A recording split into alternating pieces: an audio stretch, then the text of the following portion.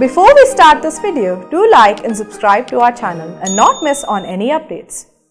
Hello students, in these classes we will understand about branch accounting. Branch accounting including foreign branches. What is this branch accounting? First of all, we need to understand what is a branch. Okay. The best way to understand a branch is whenever I ask you, if I ask you and say, which bank do you have a savings account with? You will say some particular bank, let us say SBI or HDFC, any bank. Then if I ask you which branch, then you would say, okay, HDFC, this particular branch. Now, what do you understand by the term branch here? When we look at a branch of a bank, what we understand is there is a company or there is a brand by the name HDFC. They have opened multiple outlets. Just for understanding, they have opened multiple outlets. Sir, why did they open multiple outlets? Because sitting at a single place, they will not be able to cater to the customers of the entire country. And if you have to open a bank account, you will go to the bank most likely which is closest to your home, correct? You will not go 10 kilometers or 15 kilometers to open a bank account. Of course, these days we have digitization and it can happen digitally also, but still, let us say if you want to take a locker, you will go to the branch which is near your home.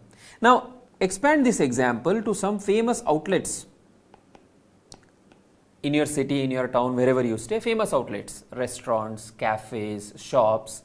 When the business grows, suddenly they realize that their brand has become more important, their brand has become more visible, and then they start opening shops at multiple places, outlets at multiple places. What do we call them? We call them branch. We call them branch. Of course, there are some businesses which say, we have no branches in the city. This is the only place where you will get authentic food. Okay. Now, the discussion in branch accounting is about if let us say there is a head office, that is the main outlet or the company you can consider, it has opened multiple branches, branch 1, branch 2, branch 3. Okay. Now, when they open branches, what is the motive? To expand the business, to earn more profit. Okay. How will you evaluate whether these branches are making profits or not? For that, we need to know how much profit each of these branches is making. So, say for example, the head office initially was doing a turnover of 10 crores and on this 10 crores, they were earning a profit of 2 crores. 2 crores, that is 20% net profit margin. Because they saw business were expanding, customers are coming from far away places also, then they decided to open other branches. Now, when they open other branches, some of the branches may do well, some of the branches may not do well. So, say for example, branch 1 is making profit of 18%, this is making a profit of 25%, this is making a loss of 10%. How will we decide that? If I only maintain single account at head office for all my business, will I be able to decide on this? I will not be able to decide. So, what we do, we maintain separate branch accounts to determine what is the profit or loss made from that particular branch. What is the profit or loss made from that particular branch? So, that is why branch accounting becomes important. Now, how to ascertain the profit? What is the underlying logic? The logic, what you have understood in preparing trading and profit and loss account, the same logic holds good even for branch accounting. There may be different ways of presentation, but if you have understood trading and P&L well, not in the statement format, in the account format, what you have done in CA Foundation, then understanding branch accounting will not be very difficult. So, if we talk about branch accounting, I will give you one more example from a family point of view, and then we will move to actual business example. Let us say, in a family or in your family, there are parents, right? There are parents and your two siblings. Sibling 1, sibling 2. Okay. Now, think of this entire family as the total business. Parents as head office and S1 and S2 as branches. At this point of time, right now, most of you would be dependent on your parents for your expenses, correct or not? You are dependent on your parents for your expenses. I need to take these classes, I have to go to this college, all of that, most of you would be dependent on your parents. Now, after you qualify and become a chartered accountant, will you still be dependent on your parents? At that point of time, your parents are earning separately, you are also earning separately. You are taking your own independent decisions, your parents are taking own independent decisions. So, there are two categories. One, when there is dependency. one when you are independent. Same way, in a head office and a branch setup, there may be a possibility that this particular branch can be a dependent branch or this can be an independent branch. Dependent, independent. So what is the meaning of this? A dependent branch is just like extension of your head office. It is like extension of your head office. Every decision is taken by head office. The branch work is just to follow the instruction of head office. So when you are dependent, of course, as you grow, you will have your own logics, arguments and all of that. But think of it, if you are fully dependent on your parents and the parents say that you will be given only this particular phone, you have to agree to that. Same way, when there is a dependent branch, this dependent branch just is an extension of the head office. Think of it like a body part, the whole body, and arm is an extension. Now this arm is a part of the body. Okay, it is not separate.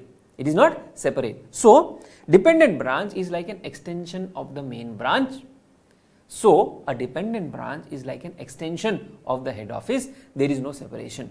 There is no separation. But still, we will compute how much is this particular dependent branch making in profits term. Okay, that will compute for comparison, for decision making, but it is just like an extension. Many of you would have seen a famous shop. So you can put any name to the shop. You will have a particular shop. Just across the street, you will have the extension of the shop. They will call it shop extension.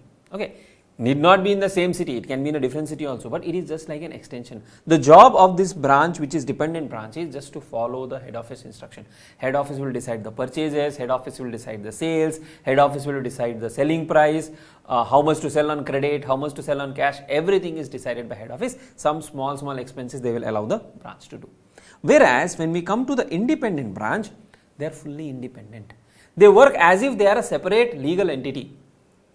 Actually, they are not separate legal entity, but they work as if they are separate entities. They take their own decisions, they make their own purchases, they make their own sales. Okay, they will decide how much to give on credit, how much to sell on cash under the overall guidance of the head office. See, the head office will give guidance. Head office will give guidance. For dependent branch, they will give instructions. You have to follow this. For independent branch, they will give broad guidelines. Within that broad guidelines, you do whatever you have to do. So that is what is called independent branch. Now the accounting for dependent branch and independent branch are different. Accounting for dependent is different, independent is different. Alright. Now let's take one example where there is a head office and there is a branch. Our objective is to determine the P&L of the particular branch. Let us say the head office made purchases of 10,000. Head office made purchases of 10,000, made sales of 8,000. Purchased 10,000, sold how much? 8,000. This is done by head office. Out of this 10,000, what they did was they sent some goods to the branch so that the branch can sell further. How much is that? Let us say 1,500. So branch received goods of how much? 1,500. Branch received goods worth 1,500. Okay. And head office has how much balance in closing stock now? 10,000 was the purchases. 1,500 was sent to the branch at cost. We are not even talking about at what price it has been sent. We are just following the cost method. 10,000, 1,500 we have sent to the branch. Now, how much does head office has a closing stock? How much is the closing stock? We will not know. So assume for a moment this 8,000 whatever we have sold, the cost of this is 7,000. Cost of this is 7,000. So what has happened? They have purchased goods worth 10,000, sent 1,500 to the branch. Sent 1,500 to the branch and sold 7,000 worth of goods. Sold how much? 7,000 worth of goods. How much is left in closing stock? 10,000 minus 7,000, 3,000. 1,500 sent to the branch. So the closing stock now with them is 1,500. Closing stock is how much? 1,500. Now tell me, what is the profit made by head office? You cannot directly say 10,000 and compare 8,000 and 1,500 because 1,500 worth of goods have been sent to the branch. So that we will reduce from the purchases. So how much we get? 8,500. So for head office, the net effective purchase is 8,500. 8,000 plus 1,500 is what we have, totally on the credit side. So how much is the profit? Profit is 9,500 minus 8,500. 1,000 is the profit by head office. Okay. Now coming to the branch received goods worth 1,500. They made sales of, let us say, 2,000, and they have closing stock of 500. Just for example, okay. Don't think that, how did the branch make so much of profit. Just for example, how much is the profit they made? They also made a profit of 1,000. To profit 1,000. Okay. Now, this would have been possible, these calculations would have been possible if the branch is maintaining detailed records, and that is how P&L of any entity is made. Okay, very simplistic put, this is how we will make the P&L. If you look at the combined head office and branch, purchases is how much? 10,000. Sales is how much? 8,000 plus 2,000, 10,000. Closing stock is how much? 2,000. So profit is how much? Profit is 2,000. Profit is how much? 2,000. That is 1,000 from here and 1,000 from here. So this is the underlying logic of calculating how much profit has the branch earned. Okay, very simple and straightforward. Now there are different methods which has been prescribed in the syllabus for us to how to compute the profit of the branch. Now see, if it is a small branch, to maintain the details of sales, purchases, to pass entries, to keep an accountant and all of that, it would be a headache. So we have simpler ways in which we can compute the profit of this particular branch. The first method is called Debtors method. First method is called what? Debtors method. Now what does this method say? This method simply says that treat the branch as your debtor. Treat the branch as your debtor. Now think of it, if you look at the family between the parents and the children, if there are dependent branches, how does this debtor system work? It is like parents have given, let us say, goods worth 1,500 to the children to sell. Okay, parents have given goods worth 1,500 to the children to sell, and they have said this is the selling price. They have also given the selling price. Now, how much is with the branch or how much is with the children? 1,500. Say for example, these children, they sold the goods and they got 2,000 in sales. So how much cash do they have?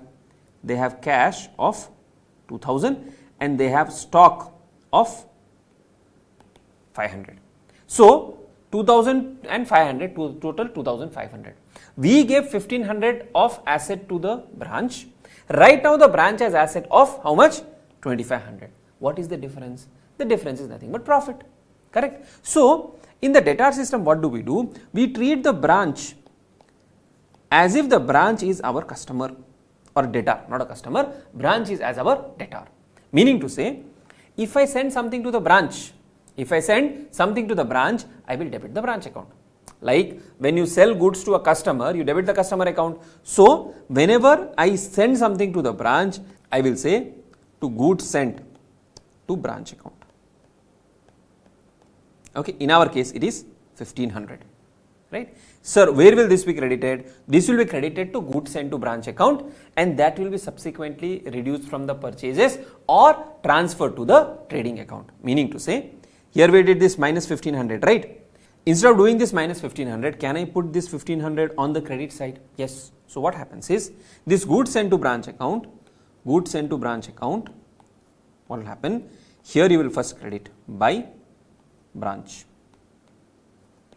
1,500, then to trading. You will transfer this to trading account. If I transfer this to trading account, either I will post it on the credit side or I can reduce from the purchases. Effect is the same. Understand the logic. Alright. Now, goods sent to branch account 1,500. Okay. Goods sent to branch account 1,500. What did the branch do? Branch sold the goods. For how much? Branch sold for 2,000. Assume for a moment, out of this 2,000, branch said, take this 1,000 rupees back. We don't need it. We have collected from the customers. 1,000 rupees they have given back. So what we will do? We will pass on the credit side because branch has given us cash by cash account or bank account.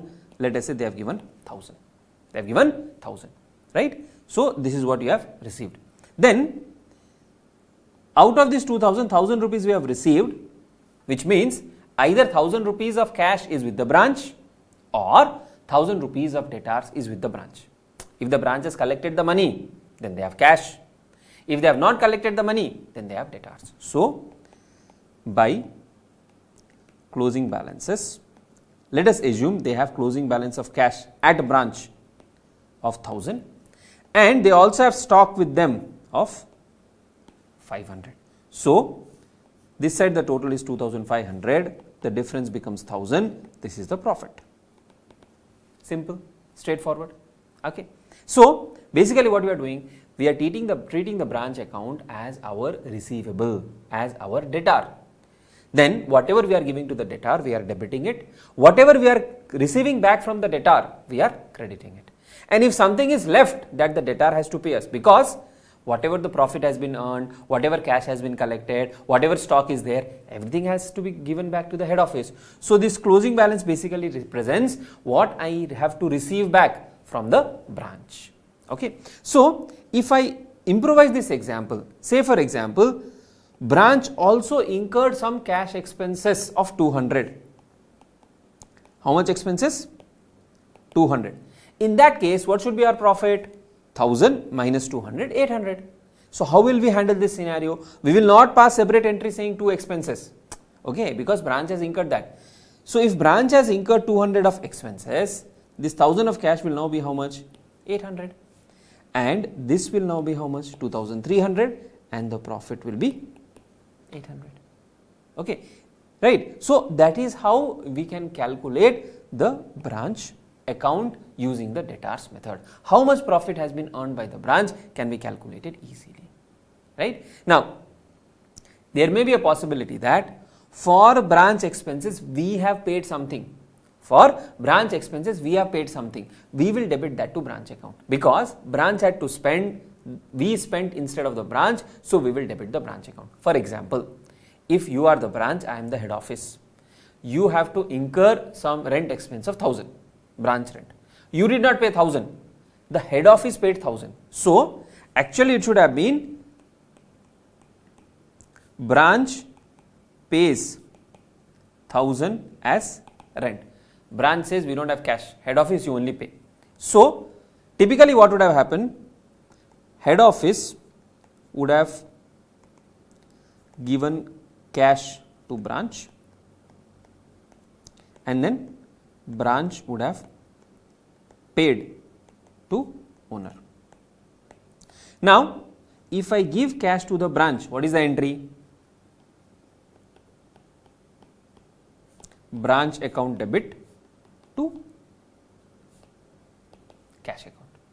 Instead of giving amount to the branch directly, I could have also given the amount to the owner of the branch premises directly. That is also possible. Even there also, because it was the responsibility of the branch, branch had to pay, branch did not pay, I have paid, I will credit cash. Is it head office expense? It is not head office expense. See, if head office has paid rent, then you would say rent to cash. But this is not head office expense. This is whose expense? This is branch expense. Branch had to pay, branch did not pay, we paid on behalf of the branch. So we are saying we will recover from the branch. We will recover from the branch. We will say branch account debit to cash account. It will automatically come on the debit side. So here you will have that entry to cash. Any payments made, any expenses made by the head office will debit to the branch. Sir, how will it impact the profit? The moment you have one entry here to cash account, some amount here, your profit will automatically reduce. Okay, because on the other side you will not have corresponding cash balance. Okay, so your profit will automatically increase. So coming back to the debtors method, the assumption is, or the way to deal with this is, branch is my debtor.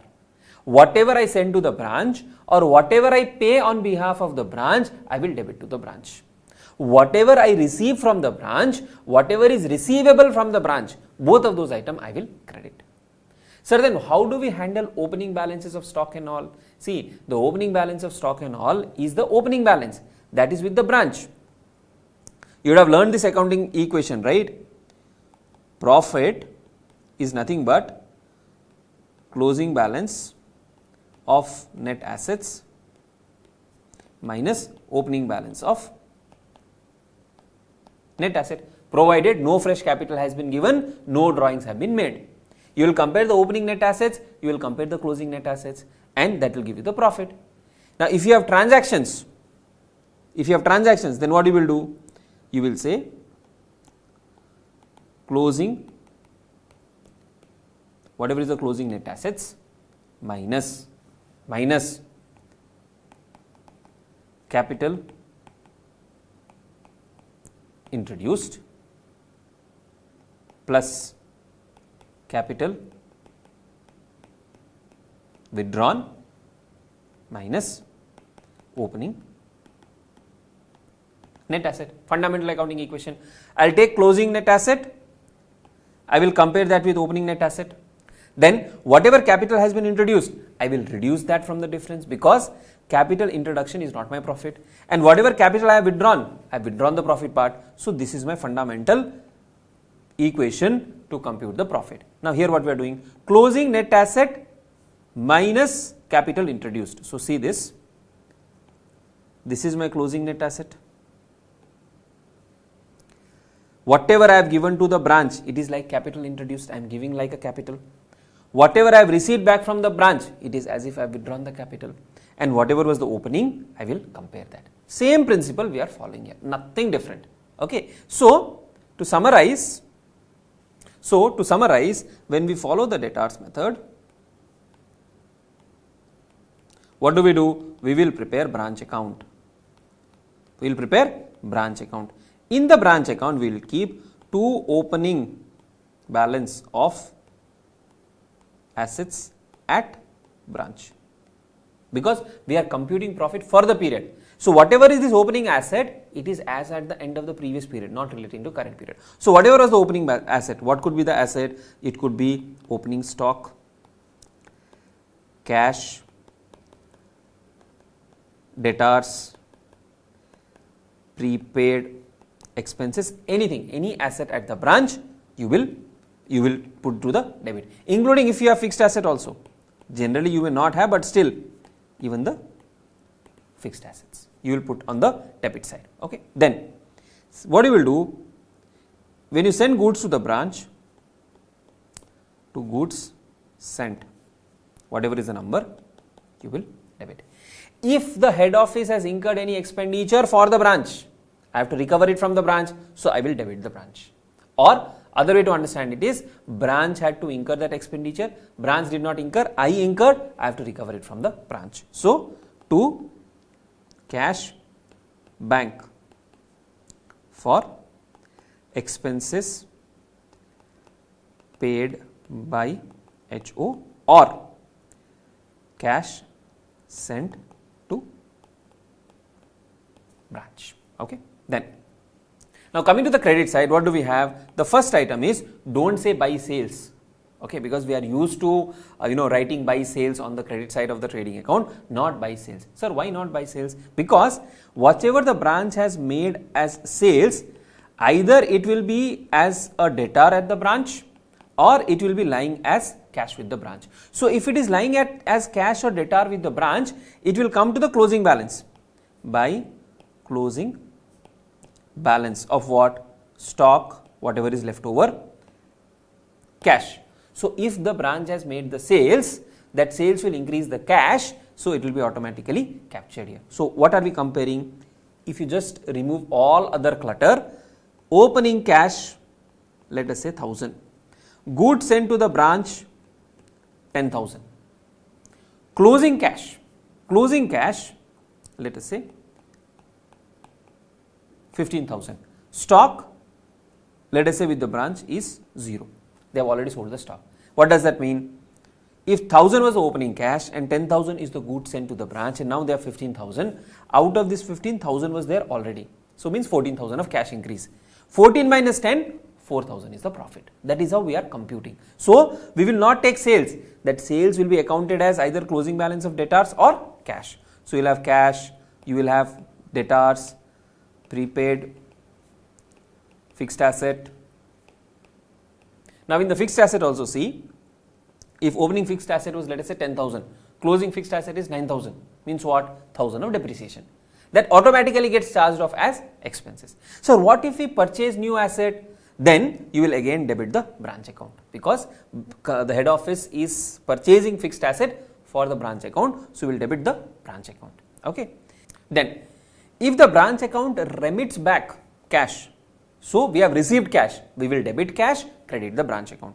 So by cash or bank, this is what amount received from the branch. Okay, that is what will be credited. Simple. If you remember these items, you can directly post it to the accounts and compute the profit. Now the logic for computing profit is, if credit is more, it is a profit. If debit is more, it is a loss. Now some of you may have a doubt, sir, what if the branch gives discount, if there are bad debts and all of that, automatically gets captured.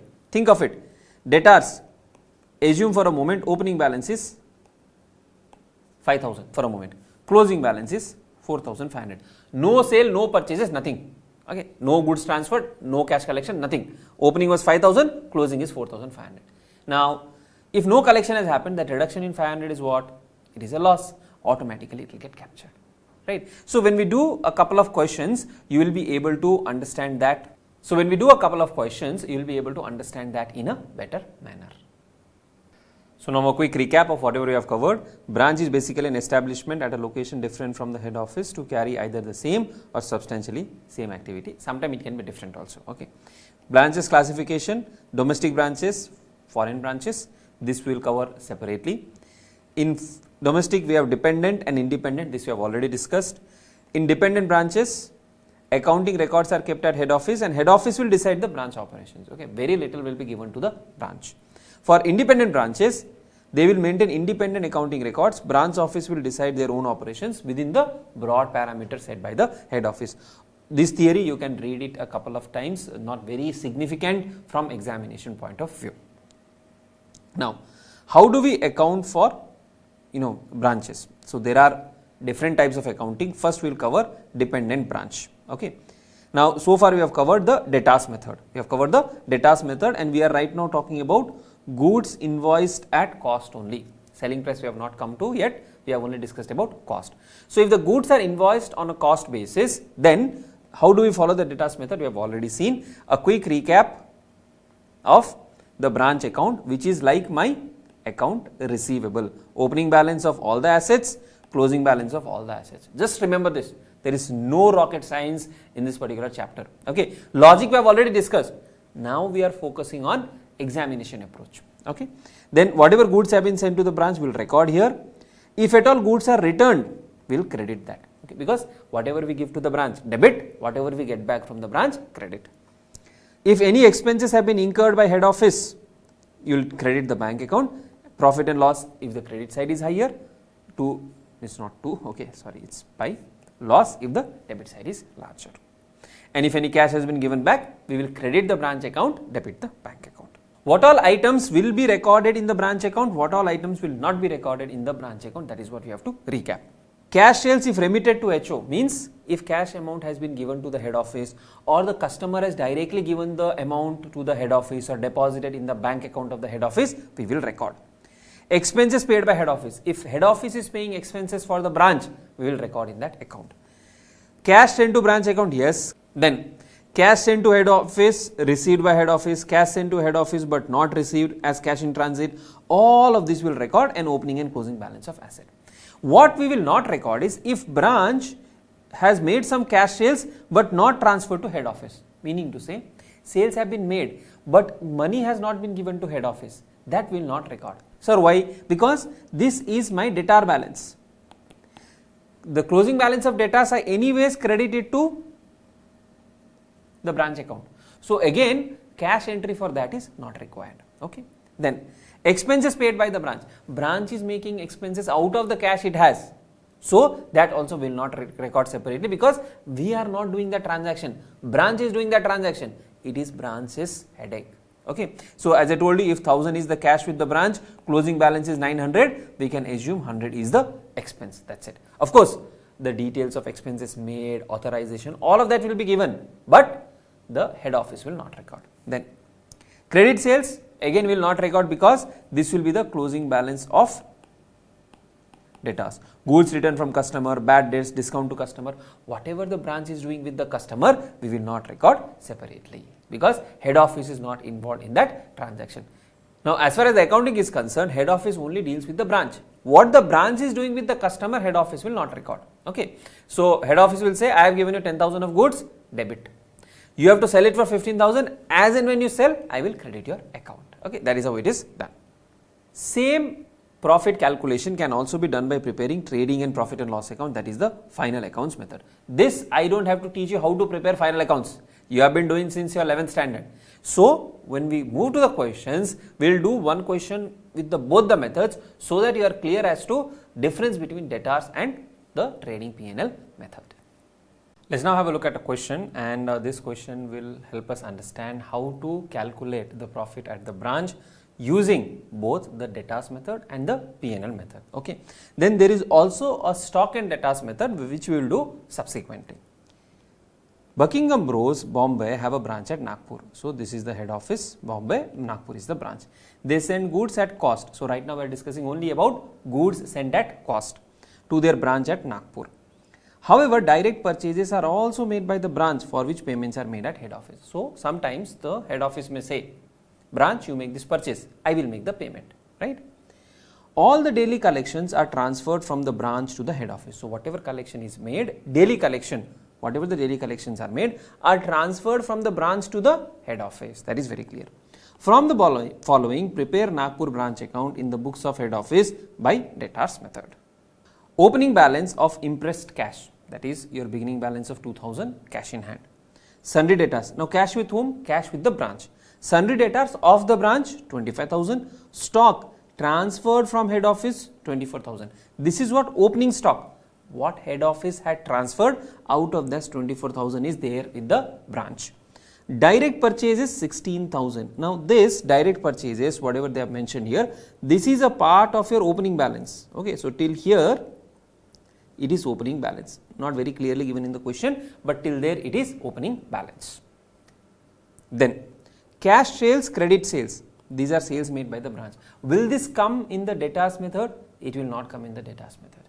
But when we do the P&L method, these sales are relevant, that will come in the credit side of the P&L account. Okay, trading P&L account, we will put it on the credit side. So, this question we will do first using the P&L method, then using the debtors method. Direct purchases 45,000. Who purchased this? The branch purchased this. Will the head office pass any entry for this direct purchase? What they have said, payments are made at head office, means head office has made the payment. So, head office will pass the entry. Returns from customers 3,000. This is a matter between the branch and its customer, will not pass any entry. Goods sent to branch from head office 60,000. Transfer from head office for petty cash expenses 4,000. So, cash given 4,000 and goods sent 60,000. Okay. Bad debt 1,000. What do we do with this bad debt? Again, this bad debt is between the branch and the customer. Head office has no role, so will not record. One more thing. If these direct purchases were done by the branch and branch had made the payment, then will not pass any entry. Head office will pass the entry for money sent to the branch. Discount to customers 2,000, again will not consider for debtors method. Remittances to HO received by HO 1,65,000. Remittance to HO not received by HO 5,000. Means what? Branch has transferred 1,65,000 that head office has received, and 5,000 is still in transit. Now, you might be wondering, sir, in this age of digitization, how can it be in transit? Maybe bank holiday. They have initiated the payment, bank holiday is there, some problem with the bank. In current scenario, earlier checks were issued, or you have instructed the bank that there is a, the bank has not yet processed. If you have issued the check has been given, but head office has not received the check. Now, this 5,000, whatever is in transit, this belongs to head office now. Branch has already given. So, head office will record this. Branch expenses directly paid by head office 30,000. Will the head office record? Yes, because it has paid on behalf of the branch. Closing balances. Direct purchases stock 10,000. Head office stock 15,000. Debtors we do not know. Cash we do not know. Petty cash expenses 4,000. So, these two are the missing information we have to figure out. Okay, it is like accounting from incomplete records. By looking at the information given in the question, we need to know debtors and impressed cash. Now, as far as debtors is concerned, How will we calculate? See, we have opening balance of debtors 25,000. Then we have cash sales, credit sales. Is cash sales related to debtor? No, only credit sales are related to debtor. But why is cash sales relevant? Because whatever is the collection from cash sales of 45,000, they would have transferred. The branch would have transferred. So, whatever has been transferred here, out of that 45,000 is pertaining to cash sales and balance is pertaining to debtor collection. Okay. Then returns from customer is relevant for calculating debtors balance. Okay. Then these are not relevant.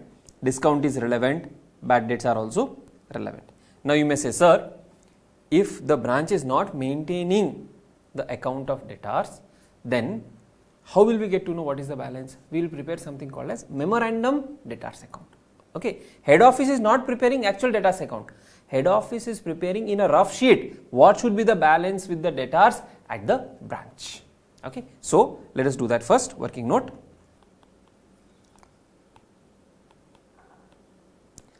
Computation of balance of debtors. Okay. This will be used only in the total debtor. This will be useful only in the debtors method, not in the P&L method. I generally prefer using ledger accounts because it is easy to calculate and understand. Okay. So here we will prepare something called as memorandum debtors account. Okay. Now this is a debtors account only in a rough sheet. If I have to ask you what is the balance of debtors of the branch, you will say, sir, what is the opening balance? To balance brought down. Opening balance they have given 25,000. Okay. Then what all will we debit? We will debit credit sales 1,30,000. 1,30,000. Then returns from customers 3,000 by returns or sales returns 3,000. Okay. Then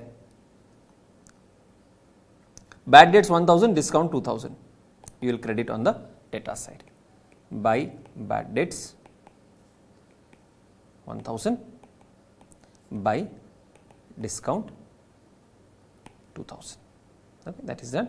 Right. Now we need to know how much cash is collected from the debtors. Right. Now sometimes if you get confused, sir, bad debts, why did we credit? Simply look at the expense. What is the entry for bad debt?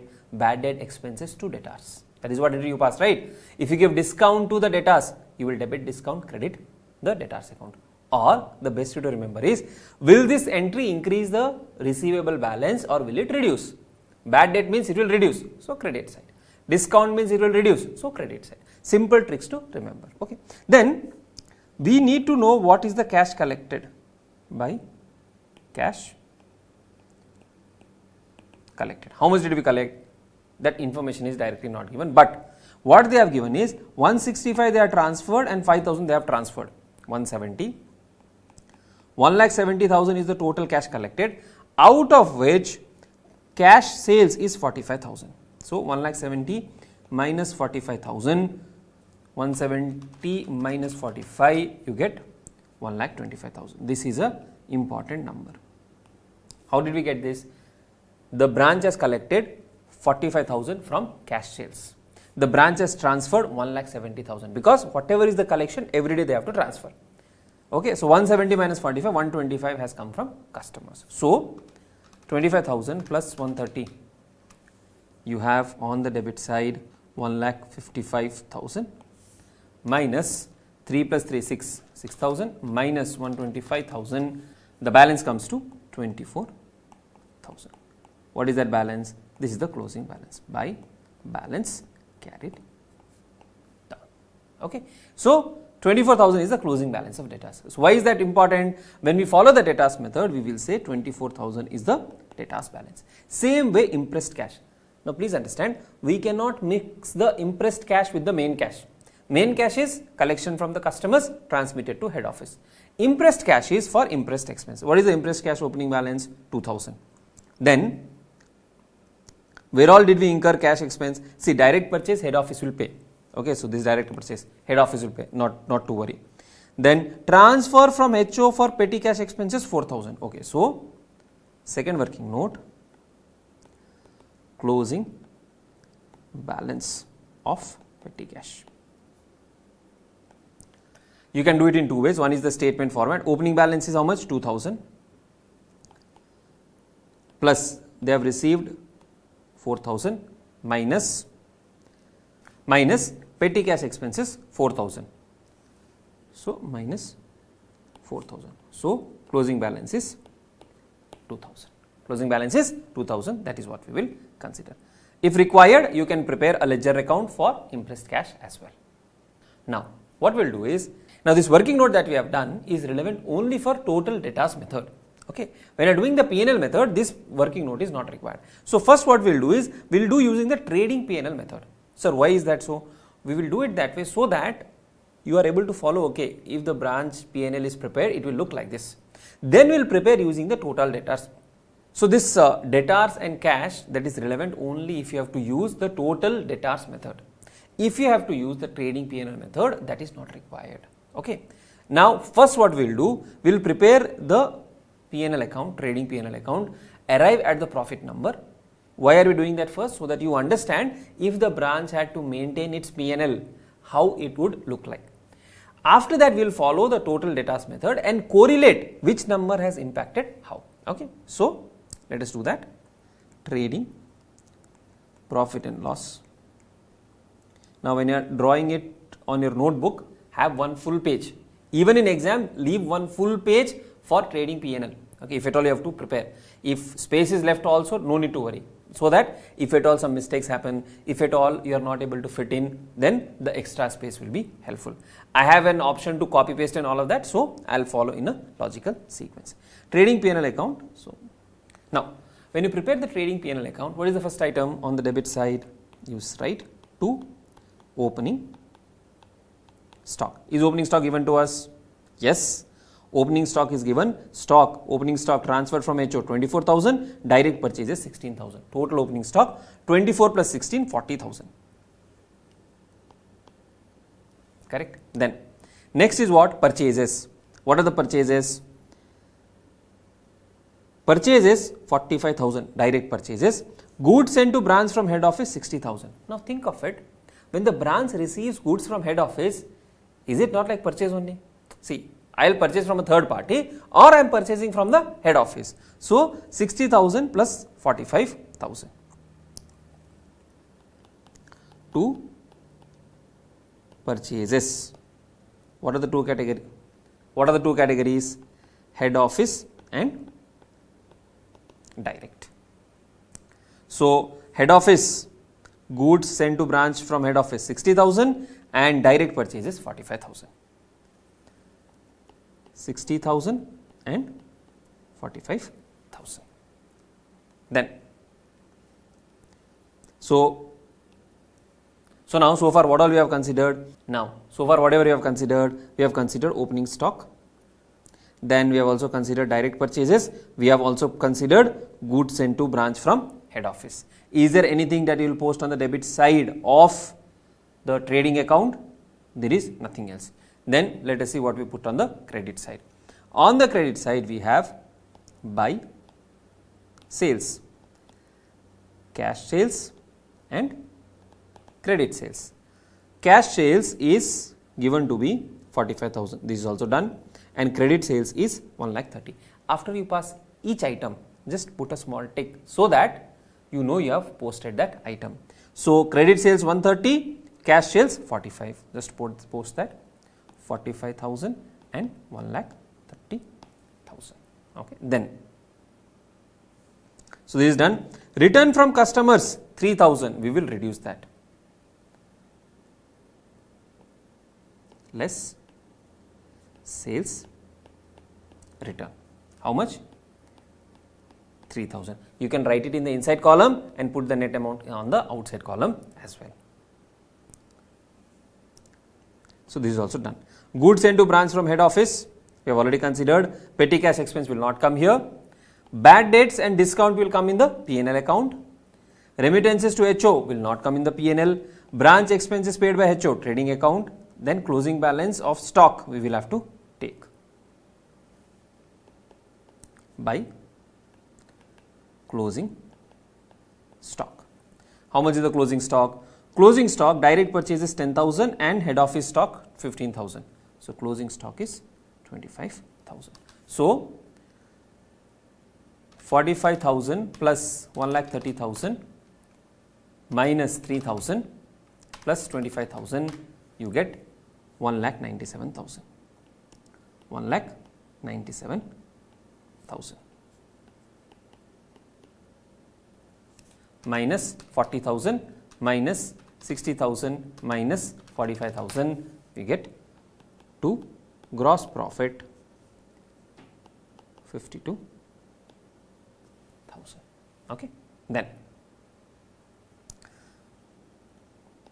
by gross profit brought down 52,000.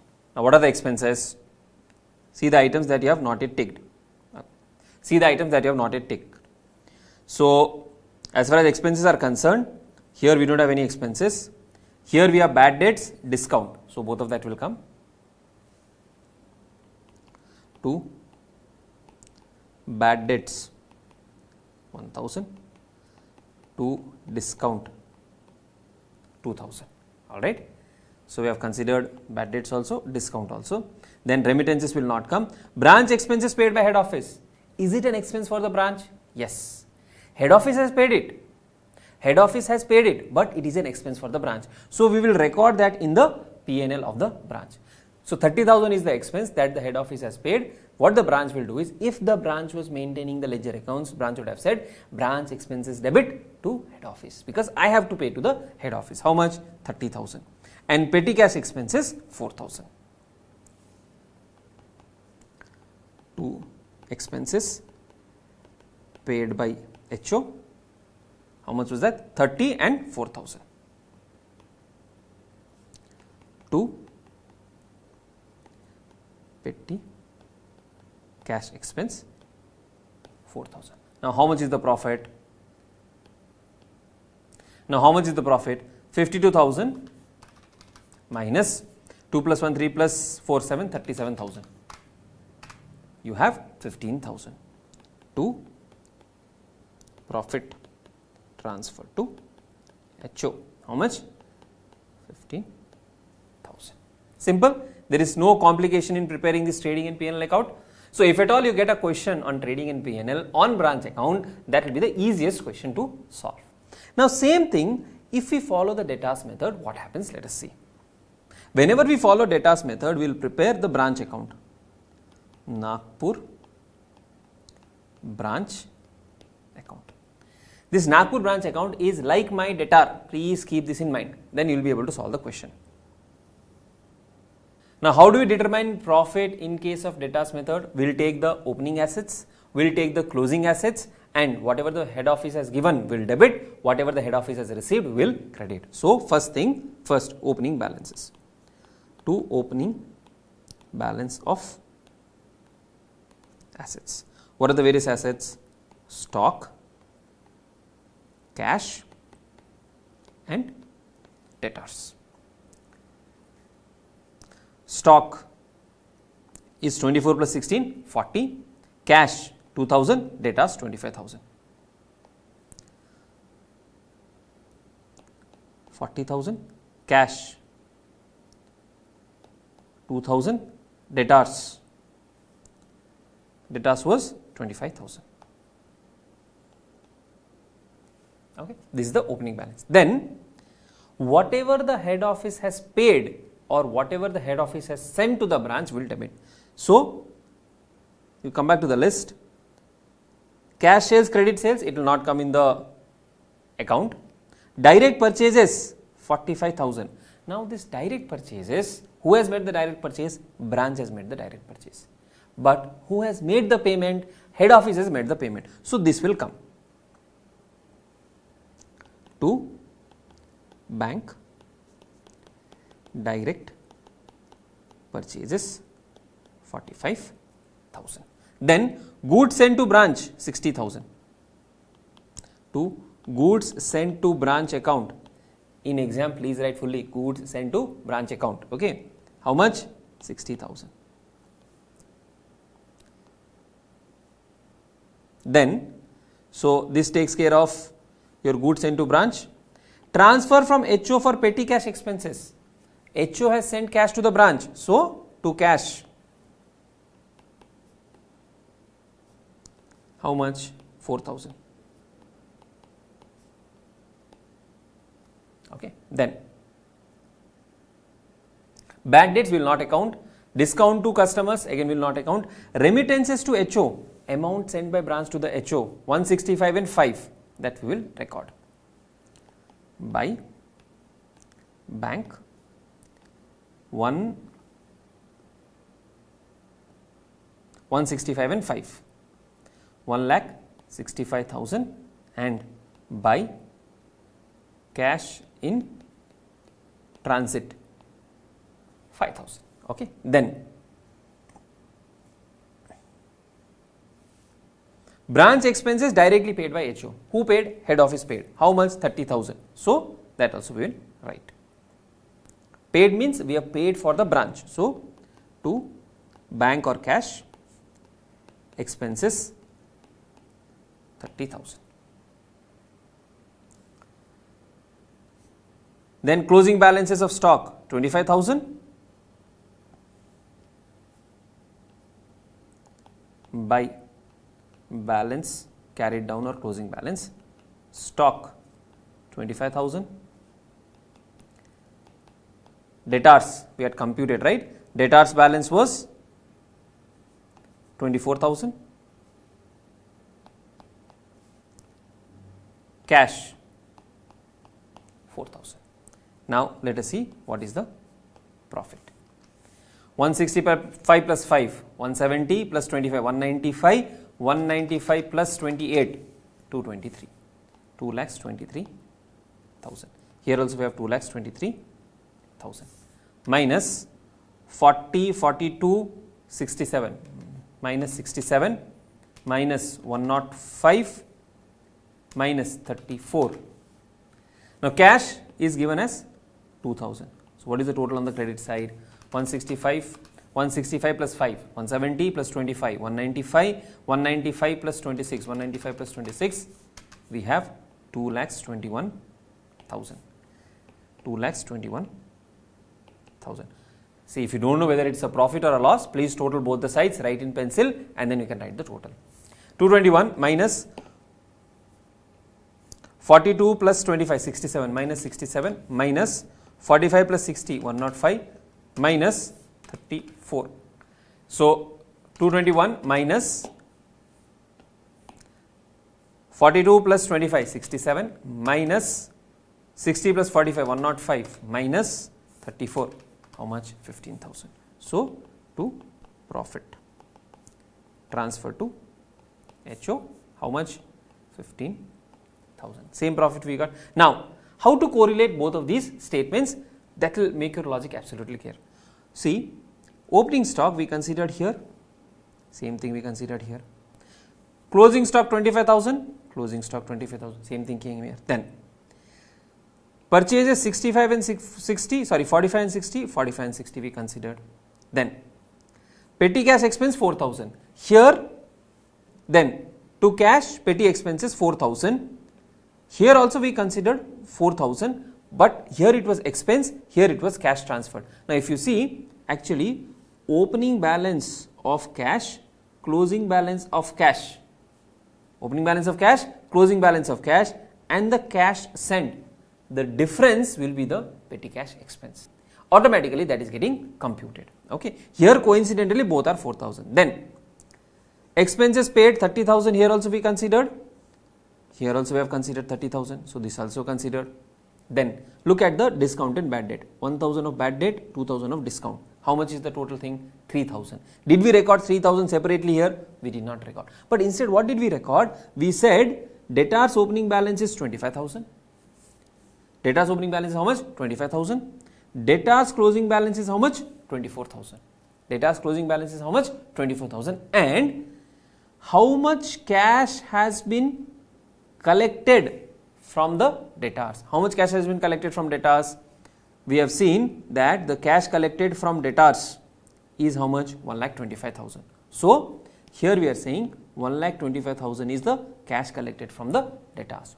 Now coming to debtors and sales, what has happened is, in the P&L we have taken credit sales as 1,30,000, but here we have taken credit of 1,25,000 only. Where did that balance 5,000 go? Where did that balance 5,000 go? How do we understand that? See, if you see the debtors account, sales is how much? 130.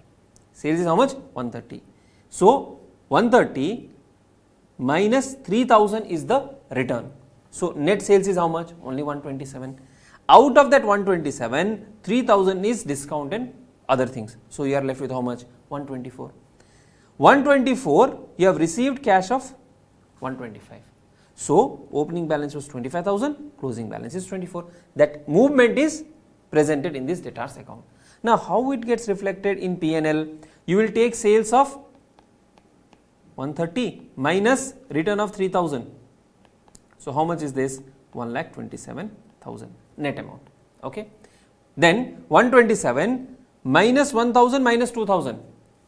So 127,000 minus 1,000 minus 2,000, if you do from debtors perspective, net amount is 124,000. That is what is credited to P&L. Now in the total debtors method, how much is credited? 125 is credited here, because that is the cash collected from the customer. But then 25 is debited and 24 is credited. So can I say this 125 plus 25 minus 24, the net balance is actually 124 only. 125 minus 25 plus 24, 124, the same 124 gets reflected here. This is for your understanding, no need to remember. If you want the logical flow, how did this amount get reflected, that is what I am trying to explain. Okay. Then 45,000 cash collected, it is captured here, 125 here and 45,000 here. So actually this is two part, 45,000 for cash and 125 for credit. Okay. Then cash, closing cash is 2,000, opening cash is 2,000, expense is 4,000, correct? So 2 and 2 gets knocked off, expense is 4,000, the same 4,000 is getting recorded here. Closing stock 25, closing stock 25.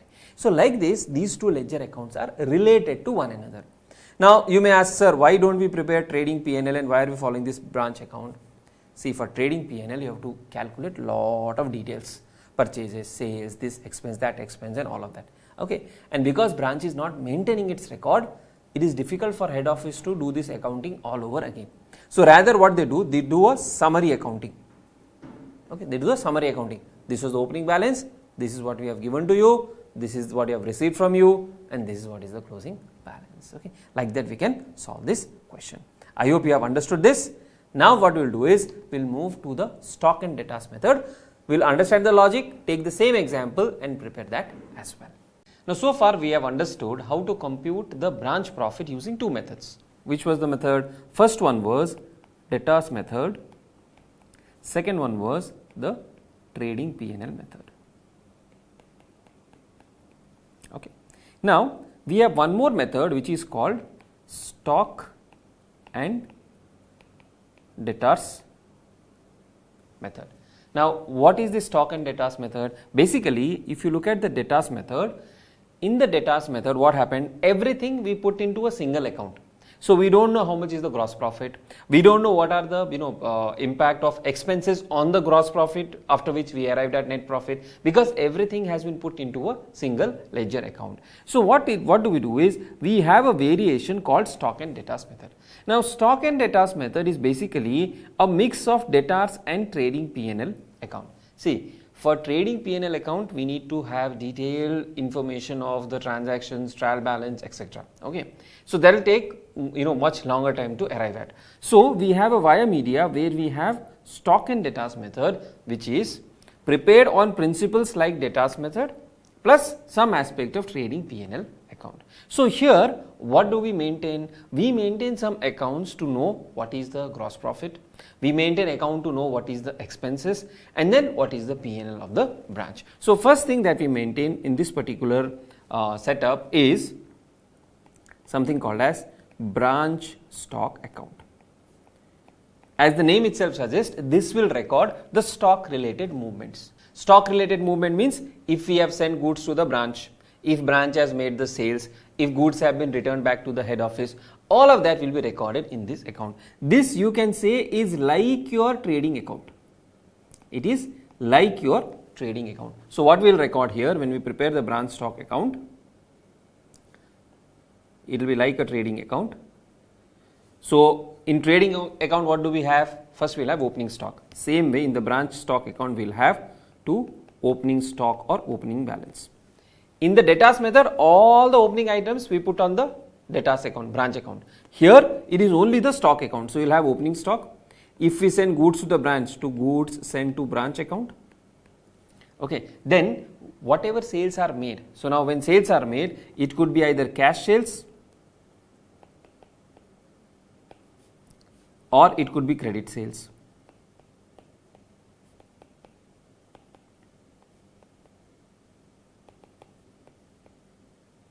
Then you have closing stock,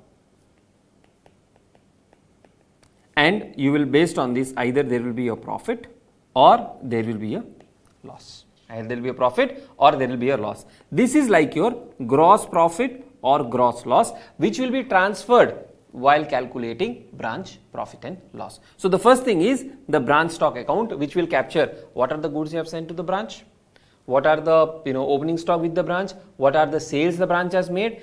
Here these are sales, actual sales number, not at cost basis. What are the sales they have made, what is the closing stock, if at all there are any returns, that will be handled here, and finally you will get the gross profit or gross loss. Okay, so that is the first account that will maintain, which is called as branch stock account. Okay, then we also maintain an account called branch debtors account. This is like your normal sundry debtors account. Normal sundry debtors account. Okay, so normal sundry debtors account means what? If we make sales, we will debit the debtor. If we get cash from the customer, we will credit it. So what we maintained here, right, what we prepared here as a debtors account, memorandum debtors account, it is a replica of that. So what will we maintain? Branch stock account. Second, branch debtors account. So why are we maintaining branch debtors account? The head office wants control over the account amount that is receivable from the branch. The head office wants control on what are the likely bad debts, if at all it is happening, is the balance increasing, reducing, all of that. If they want more control, they will prepare this debtors account. So second account is what? Branch debtors account. Now whatever you get in the question, right, when it is stock and debtors method, it is again highly scoring. Don't be scared with number of ledgers. Once you practice 3 or 4 questions, you will be like, this is one of the easiest thing to do in the examination, much easier than amalgamation and consolidation. Okay, so branch stock account will maintain, branch debtors account we will maintain. Then we maintain one more account called branch expenses account. Now what does this branch expenses account do? This will capture, or this will record all branch expenses, like in the trading P&L account we had, right, these expenses. So this will record all the branch expenses. So for example, whatever expenses are happening, branch expense account. Let us say branch made some expenses by paying some salary. So you'll have branch expenses to cash, in bracket you can write salary. Now this can be branch cash, this can be head office cash. That we have to make a distinction if at all they ask in the question, because all these accounts are maintained at head office. Branch is not maintaining these account. Branch is not maintaining these account. So if branch expenses are made by branch cash, you will credit branch cash. If branch expenses are made by head office, they will directly credit their bank account to bank or to cash. Okay. Then let us say there is a bad debt, branch expenses to branch debtors. Like this, all the expenses will be recorded in this account called branch expenses account. So far how many accounts are there? Branch stock account, like your trading account, branch debtors account to know the balances of debtors, then branch expenses account. Okay. Sir, why do we prepare branch debtors account first? So that you know, is there any bad debt, is there any discount which has to be posted to the branch expenses account. In the examination, what you can do is, first half of the page branch stock, then branch debtors, then branch expenses, then other accounts. As in when you get the information, you can post in the respective accounts. Then after this, the next account that we will be preparing is called branch P&L account. Okay, so this is like your normal profit and loss account. What will happen is, whatever profit or loss that you can see in the branch stock account will be transferred to this account. For example, there is profit. Okay, in the branch stock account there is profit. So you will say by branch stock account, whatever is the profit number. It's like, instead of saying by trading account, we are saying by branch stock account. Purpose is similar. Then in the P&L, whatever expenses are there, so from that balance we will take whatever is the expenses, branch expenses account, whatever is the balance here of branch expense account, that will also be recorded here, and then the profit and loss can be determined. Okay, these are the main accounts that will be prepared normally in a stock and debtors method. Sometimes we may also have to prepare cash account of the branch, that is branch cash account.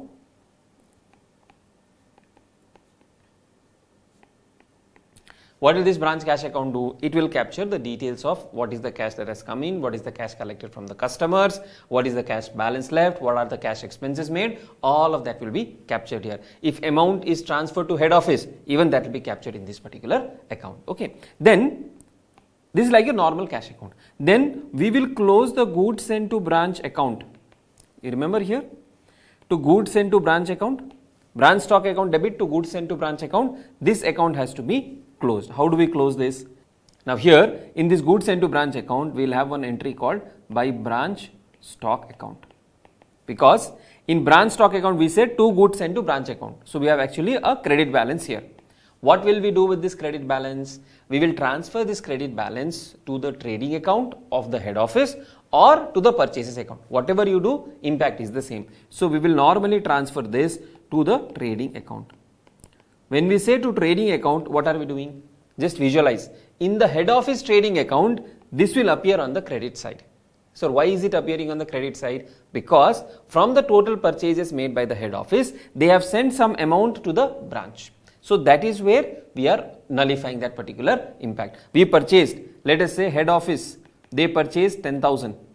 They sent 8,000 to the branch. So net purchases for head office point of view is only 2,000. So 10,000 will be debited to HO trading account, 8,000 will be credited to head office trading account. So net impact will be 2,000. This account is more relevant when we are sending goods at above cost or at invoice price, which we will be discussing subsequently. If it is on cost basis, then even if you don't prepare this account, it is okay, unless the question asks us.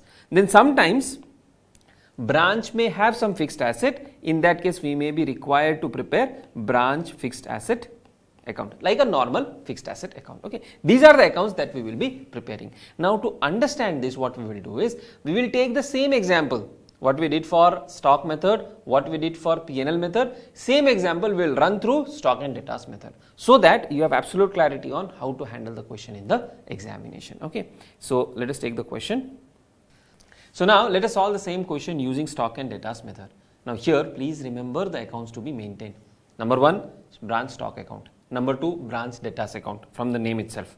Number 3, branch expenses account. Number 4, the branch P&L account. Cash account if required, goods sent to branch, and fixed asset account only if required, otherwise not required. Okay. So first thing what we will do, we will maintain the branch stock account. Branch stock account.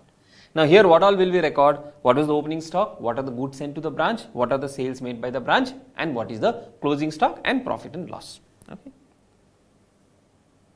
Now as far as branch stock account is concerned, first entry is to balance brought down. Here we will note what is the opening stock. Now what is the opening stock?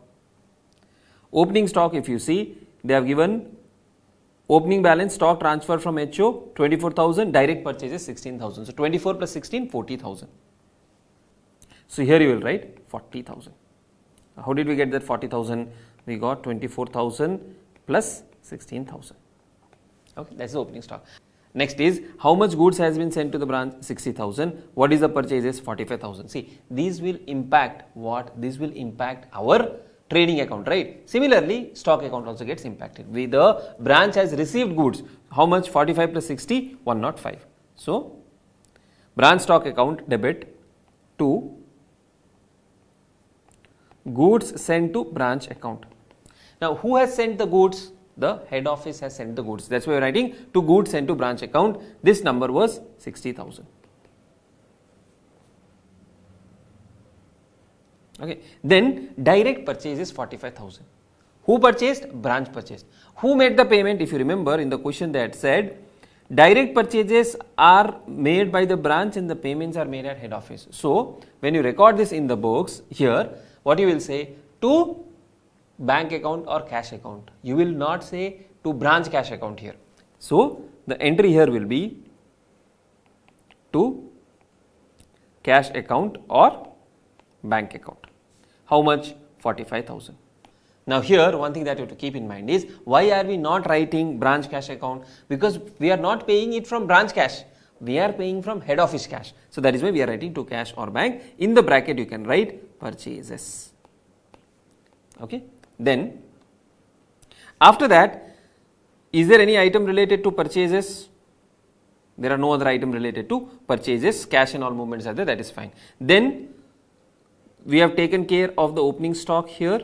We have taken care of the purchases here. Now we move to sales. Cash sales, credit sales. Cash sales is how much? 45,000. Credit sales 1,30,000 and return from customers 3,000. So 45, 130 and 3,000. Now whenever we make a sale in trading account, what do? We say buy sales account. Now just a quick logic here, okay. Actual set of entry is debtors debit to sales. This is the first entry. Then sales debit to trading. This is the actual flow of entry. Okay. So sales debit to trading, when we say on the trading account we are crediting. That is what we are doing. Now in branch stock account, whenever we make a sale, stock is going out, stock is reducing, correct? So we are recording the reduction in stock here. Now whenever sale has happened, either it is a cash sales. So if it is a cash sales, who is collecting the cash? The branch is collecting the cash. But also the question had mentioned that whatever cash the branch is collecting, immediately they will remit it to the head office. Okay. Whatever cash the branch is collecting, immediately they are remitting to head office. So you can say by branch cash account. If you are doing that in the cash account, you have to immediately also pass the remittance entry, or you can directly say by cash account, cash sales. Sometimes the question also they use, though it is not exactly the correct way of presenting, they would write by sales and they give a breakup of cash and credit. That is also done. Okay, so what is the amount? The amount of cash sales is 45,000. Amount of cash sales is how much? 45,000. So that you will write here. Okay. Then whatever credit sales has happened, credit sales will be debited to branch debtors account. Whenever we make a sale, we debit the customers, right? So by branch debtors account, here you can write credit sales. How much is the credit sales? The credit sales number is given to be 1,30,000 and there is a return of 3,000. So what we can do here? We can say 1,30,000 and 3,000 of return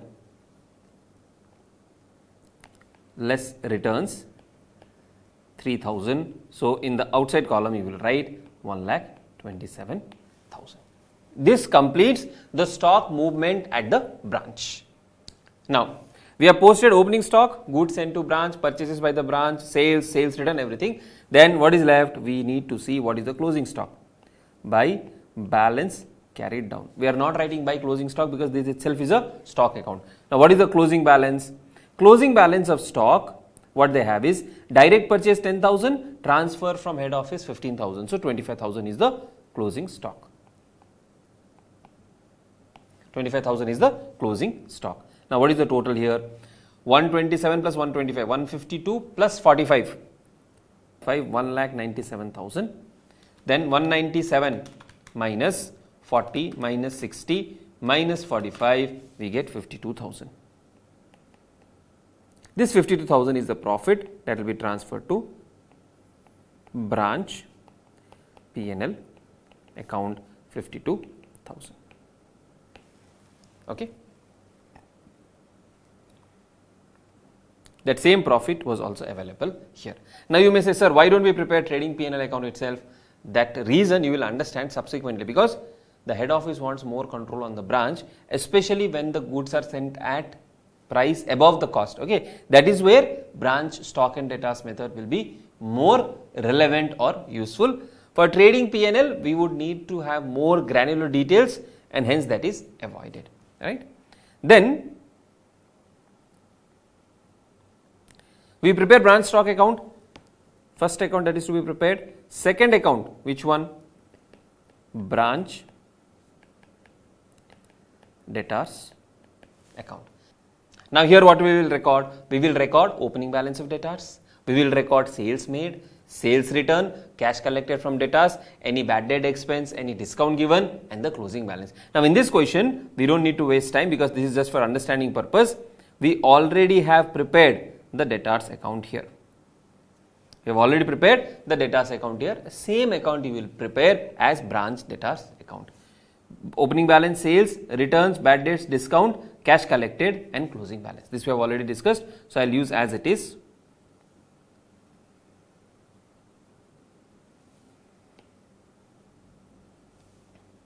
The reason is we should not waste time doing the same thing again and again, because that will not add value to our learning. Okay, we have already prepared the same account, so same account we can use it here.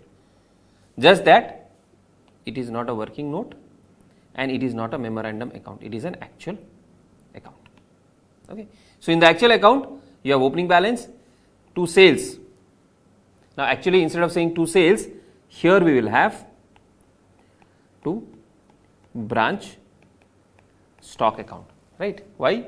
Because in branch stock we have said branch debtors, right? So here also you will have branch stock. Then by returns, you will not use the term returns, you will use the term branch stock.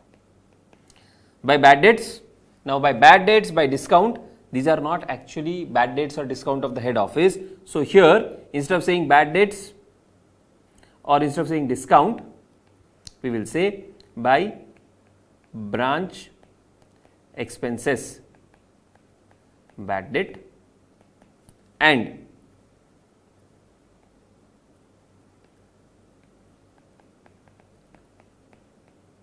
discount.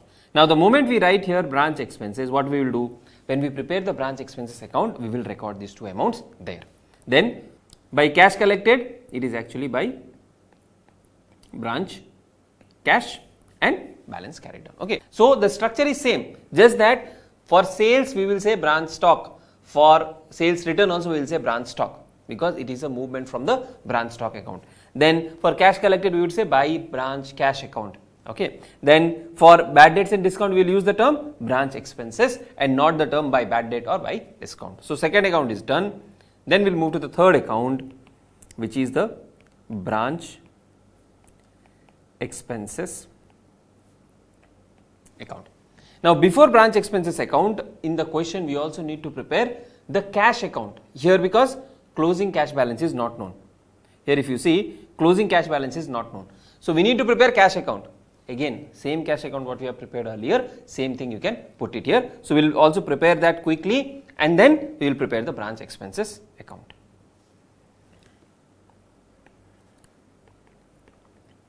Branch cash account.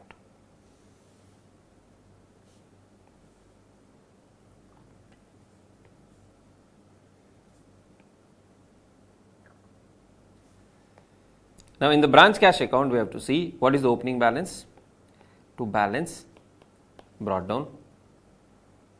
What is the balance brought down? Cash account balance brought down is 2000. They have given to us, right? Opening balance is 2000. So by branch cash balance brought down 2000. Now we have opening balance of cash 2000 at the branch, and how much cash has been sent? Transfer from head office for petty cash expenses 4000. So, to cash account. When I say to cash account, this is head office cash account. They have sent 4,000. Please remember, we are recording everything in the head office books. Then, what did the branch do with this 4,000? They had petty cash expenses of 4,000. So, in the branch cash account, we will have by branch expenses, petty cash expenses, how much? 4,000. Then, in the branch cash account, the branch has also collected cash sales and from customers. What have they collected? For cash sales, they have collected 45,000 and from customers, they have collected 125,000. So, to branch stock, cash sales, how much? 45,000. To branch debtors. In branch debtors, we have recorded 125 and 45. So, this is basically cash collected by the branch. Now, this 45 and 125, they have transferred to head office. So, by cash account or bank account, you can post it. How much have they transferred? They have transferred entire 170. But did we receive entire 170? No. We received only 165. 5,000 is in transit. So, what we will say? We have received 165 in the cash or bank account and balance is by cash in transit 5,000. So, basically this 45 plus 125, this and this gets knocked off. What is the closing balance? The closing balance is again by balance carried down, how much? 2,000. Now, the thing is, here we are preparing this account to know what is this branch expenses. Okay. Of course, the information is given in the question, but still, if this was the missing figure, we could have considered this to be branch expenses. Now, when you are doing this in the examination or when you are practicing this, one thing what you have to do as a practice is, the moment you record something as branch expenses, immediately post it in the branch expenses account. The moment you record something as branch expenses, immediately post it. The reason is you should not forget. Okay. So, branch expenses from branch debtors account to branch debtors. What do we have here? We have bad debt and we have discount. Bad debt 1,000, discount 2,000. 1,000, 2,000. Then to branch cash expenses of 4. So, these are the branch expenses from branch debtors and branch cash. Now, if you come back to the question, are there any other expenses? Here you have one more line item which says branch expenses directly paid by head office 30,000. Branch expenses directly paid by head office 30,000. So, this also will be recorded in the branch expenses account. It will not be recorded in branch cash account because branch is not making that expense. Head office is making that expense. Now, how do you logically understand this? Head office is making expenses for the branch. Now, when head office is making expense for the branch, one thing is very sure that cash is going out. Okay. So, one thing is very sure that cash is going out. Whose cash is going out? Head office cash is going out. So, you will say to cash 30,000. What will you debit? If it was head office expenses, you would have said whatever expenses incurred, let us say head office expenses. But it is whose expense? Branch expense. Whose expense? Branch expense. So, we will debit that to branch expenses account. Please note, we are not recovering anything from branch account for this. We have incurred the expense for the branch and we are recording it as branch expenses. So, here you will have two. I am writing here HO cash so that you understand the difference. Here it is branch cash, here it is HO cash. How much? 30,000. So, what is the total? 30, 34, 37,000. This 37,000 will be transferred to branch P&L account 37,000. Now, come to branch P&L account. By branch stock account. So, what is the balance in the branch stock account that we have transferred? 52,000. That 52,000 you will transfer here. Then to branch expenses 37,000 to net profit transferred to head office P&L, or you can say directly to P&L. This also you can So 52 minus 37, 15,000 is the P&L. We got the same P&L under 3 methods. Here also we got 15,000 and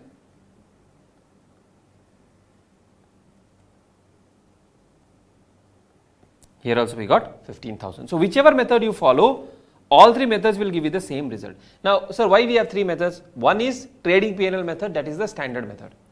Branch debtor method is less comprehensive. You just prepare one ledger, be done with it. Branch stock and debtors method is where you get stock details, you get debtors, you get expenses breakup, you get cash breakup, everything is included. Okay, so that is how we will do. Now we'll move to the next question. Again, we'll do it under this question is for all the 3 methods. The trading P&L method you can try it on your own as a homework. Okay, stock and debtors method I will solve. Let's look at the next question. Very simple question. It is more for your practice point of view. Very rarely you will get such easy questions in the examination. This foundation learning that you are having now will be used when we do the invoice price method. That is where this method understanding will help you a lot. The Bombay traders invoice goods to its Delhi branch at cost. Cost means they are recording all the entries, whatever they are transferring to the branch, they are recording it on cost basis. Head office paid all the branch expenses from its bank account. Who is paying all the expenses? Head office. Except petty cash expenses which were made by the branch. So some small chutkumutku expenses the branch is making. All the cash collected by the branch was banked on the same day to the credit of head office. Whatever cash the branch is collecting, same day they are remitting off. The following is a summary of the transaction entered into the branch during the year ended December 31st. Opening balance of stock, debtors, petty cash, goods sent from head office. Head office has sent goods. This is on cost basis. Goods returned to head office 1,000. Cash sales, credit sales, numbers are given. Then allowances to customer 200. This is like some kind of discount to the customers. Discount to customers 1400. So allowance is something like, let us say you purchased some product and it is supposed to be 1 kg. But it is actually only 900 grams. So you go back to the shopkeeper and say, yeah, you have given me 100 grams less. So then he will refund some amount. Right? That is more like an allowance. Bad debts 600. Goods returned by customers, sales return 500. Salary and wages 6200. Rents and rates, sundry expenses 1200, 800. These expenses are made by head office. Only petty cash expenses have been made by branch. Is this not petty cash? Salary, wages, rent and all are not petty cash. Okay. Cash received from sundry debtors 28,500. What will happen with this? 28,500 is received and that is immediately transferred back to the head office. Balances on 31st December, stock, debtors, petty cash, all these balances are also given. So here, technically speaking, there is nothing much to compute. You just need to plot them in the proper format and your answer is done. As far as trading P&L method is concerned, you please practice it on your own. If you have any doubts, you can of course ask me.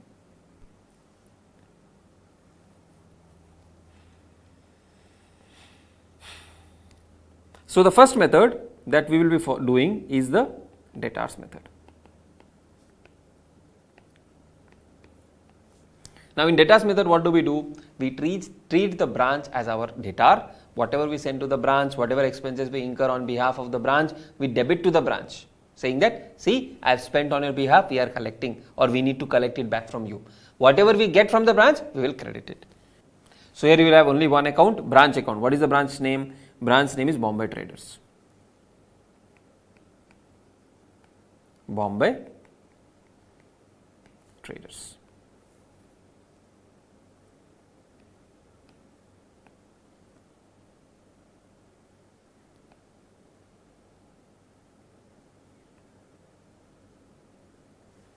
Now, first opening balance, to balance brought down, stock and debtors. 7,000 of stock is with the branch has to collect 12,600 from the customer. That head office is saying that is my money with you. That is my money with you. Okay.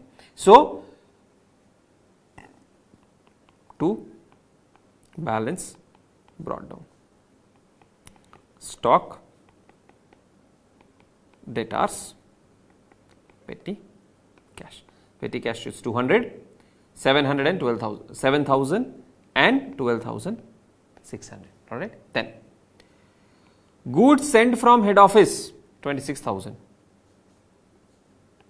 to goods sent to branch account. In examination, please write fully goods sent to branch account. How much is the amount? 26,000. Then goods returned to head office. Return will be on the other side because we have received back. By goods sent to branch account, the return is 1,000. Then by cash sales, by credit sales, 17,500 and 28,400. So cash sales is 17,500, credit sales is 28,400. Now tell me one thing, will this be recorded by head office? Head office is not bothered. Head office says branch, you have made those transactions, you have sold it to the customers, you have collected amount from the customers. What is the total collection? 17,500. Then we have cash sales and credit sales 17,500 and 28,400. Will this be recorded by the head office? Head office doesn't care. Head office says branch, you have sold it.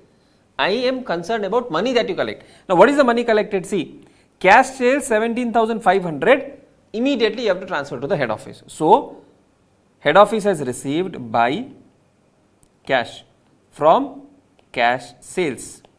Head office says I have received cash from cash sales 17,500. Then head office also will say by cash how much have they received from or on account of credit sale. How much amount have they received? See, cash sales is 17,500. That entire amount has been transferred. Credit sales is 28,400. How much did they receive from debtors? 28,500. They have received 28,500 from debtors. So that amount also they will transfer immediately. These are the two entries that the head office will make for collection of cash from the branch. Okay. So this 28,500 is done, 17,500 is done. Allowance to customers, discount to customers, bad debts from to the customers, bad debts written off, goods return. All of this is not the headache of the head office. That is used to prepare the memorandum debtors account. Now here we don't need to prepare the memorandum debtors account because debtors balances is already given. Okay, debtors balance is already given, so you don't need to prepare the debtors account again. Then all these expenses who is incurring? Head office. Salaries, rent, sundry expenses. So what you will do? To cash account for salaries, rent and sundry expenses. Sundry expenses. How much is the amount? Amount is 6,200, 1,200 and 800. 6,200, 1,200 and 800. These are the expenses incurred. This is not petty cash. This is from the head office cash account. Then closing balances. By balance carried down. Stock, debtors, petty cash. What is the stock? 6,500. 6,500, 9,800, petty cash 100. Now see, petty cash was 200, now it is 100. What can we imply or what can we infer from this? This means 100 of expenses has been incurred by the branch. We will not record it separately in the debtors method. When we come to stock and debtors method, then we will record. So what is the total? Credit side 1,000 plus 17,500 plus 28,500 plus 6,500 plus 9,900. That is 9,800 plus 1. Total is 63,400. 63,400 minus 7,000 minus 12,600 minus 200 minus 26,000 minus 6,200 minus 2,000. So you have profit to profit and loss account that you will transfer. Amount is 9,400. Okay. Now we have done the debtors method. We will do the stock and debtors method. Now very carefully understand how in a proper structure you will be solving this question in the examination. The reason why I am telling you this is, if you don't have a structure, you will struggle in the examination subsequently. So the moment you see stock and debtors question, what a ledger account comes to your mind? Basic ledgers. So first ledger account that comes to your mind is, if you are following stock and debtors method, First ledger that comes to your mind is branch stock account, correct? Now, in the branch stock account,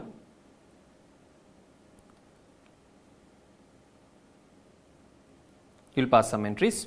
Then, the next account that comes to your mind is branch debtors account, correct?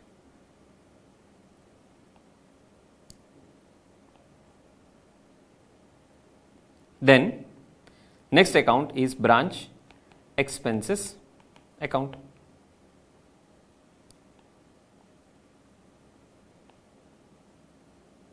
Now, as in when you pass some entries, if two accounts are getting affected, simultaneously post in both so that you don't miss out anything, right? So, branch stock account is done, branch debtors account is done, branch expenses account is done. Then we have branch P&L account,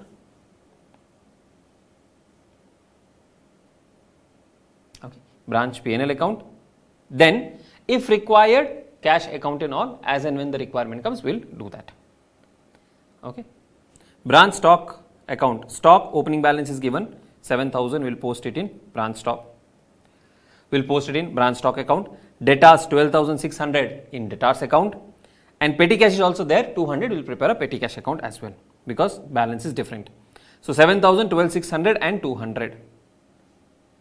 Now in the branch stock account, opening balance is 7,000. So to balance brought down 7,000. In branch debtors account, balance is 12,600.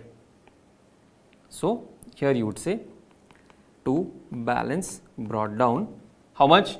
12,600. Please note, these ledgers are being prepared by whom? By the head office. Petty cash 200. Small ledger I will put here itself.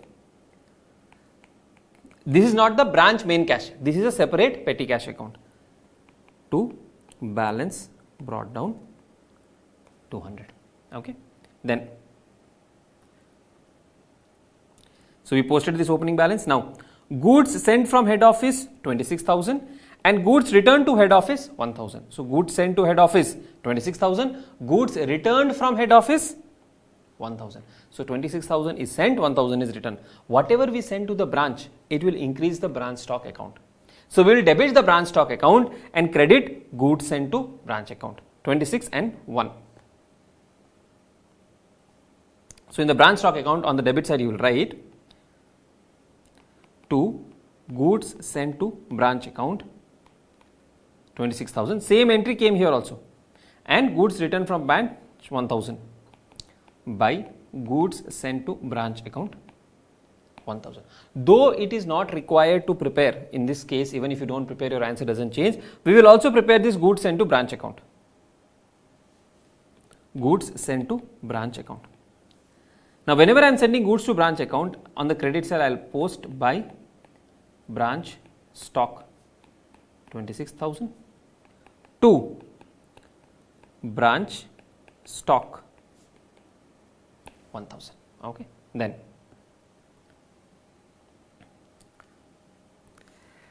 cash sales and credit sales 17,500 and 28,400. Now, tell me one thing. In the debtors method, what did we see? We saw how much cash has been collected by the branch and how much cash has been sent to the head office. But when it comes to stock and debtors method, we don't do that. In stock and debtors method, we are bothered about how much is the stock movement. Customer, whether they are paid cash or not, how much is outstanding, that will be considered in the debtors account.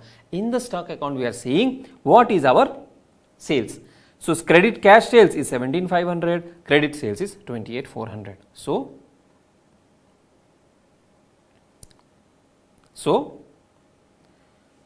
sales by branch cash account sales and by branch debtors account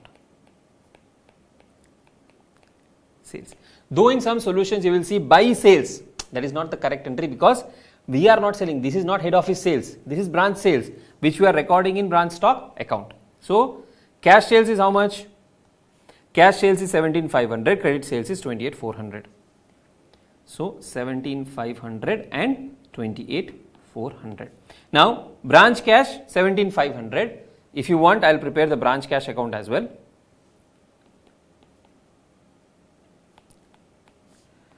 Two, branch stock account.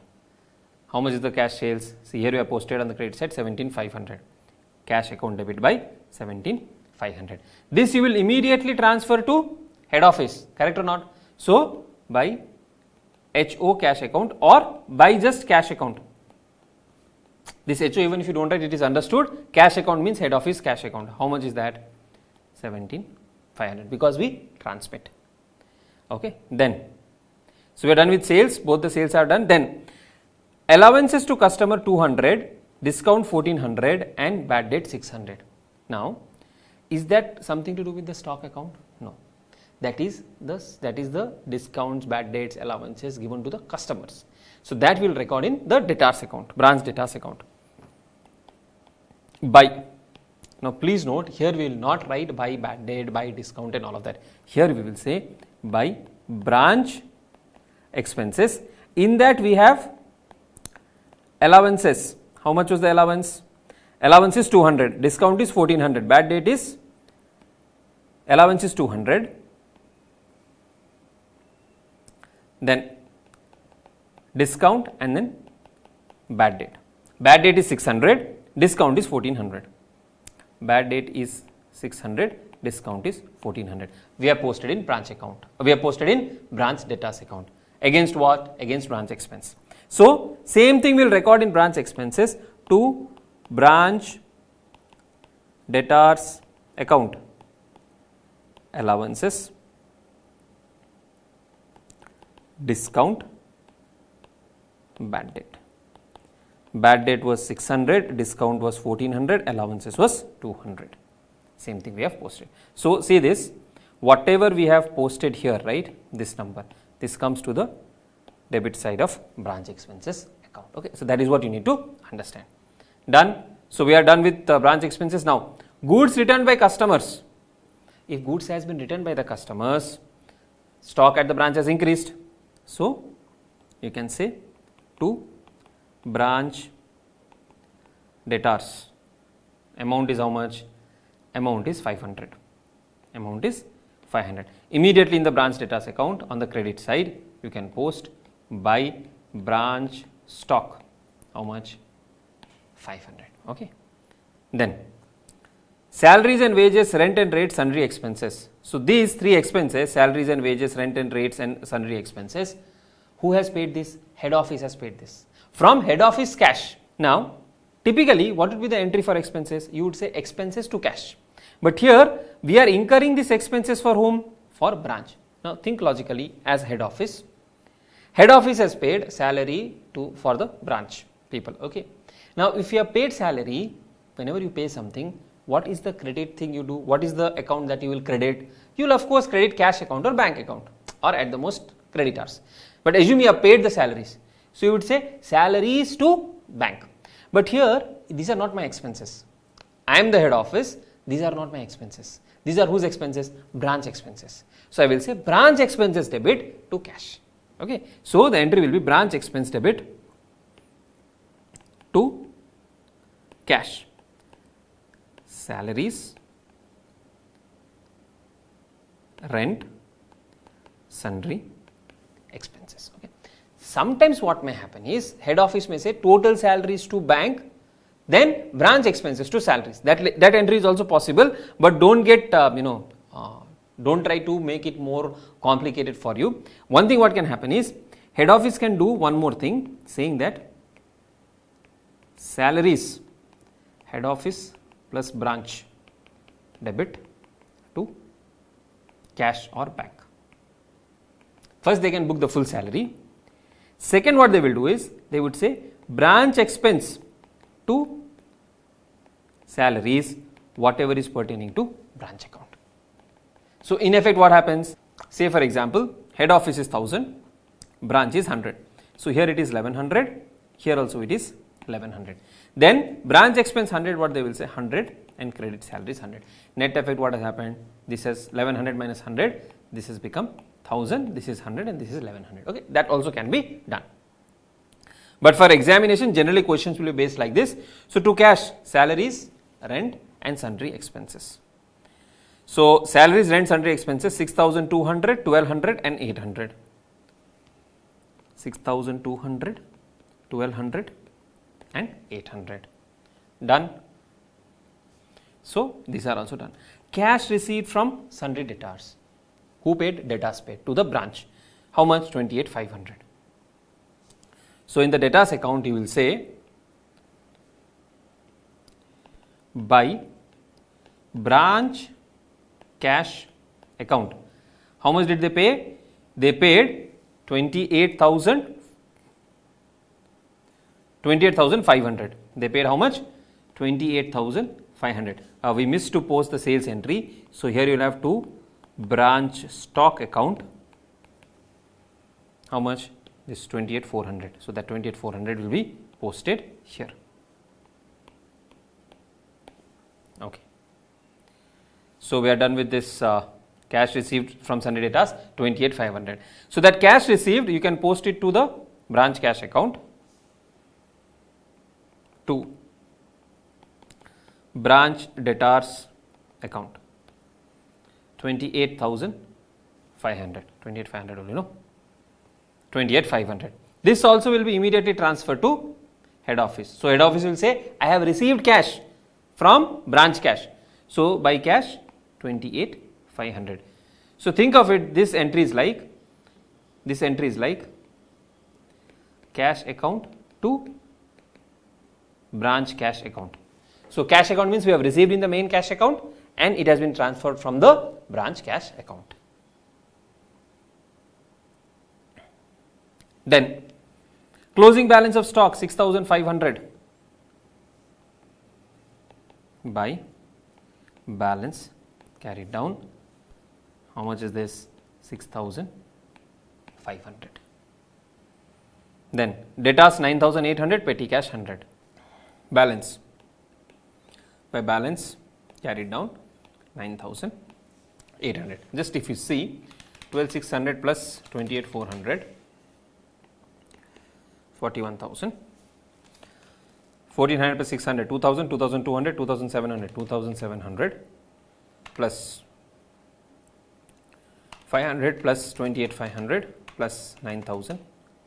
Then on the credit side, if you do 1,400 plus 600, 2,000, 2,200 plus 500, 2,700 plus 28,500 plus 98,000. Sorry, 9,800.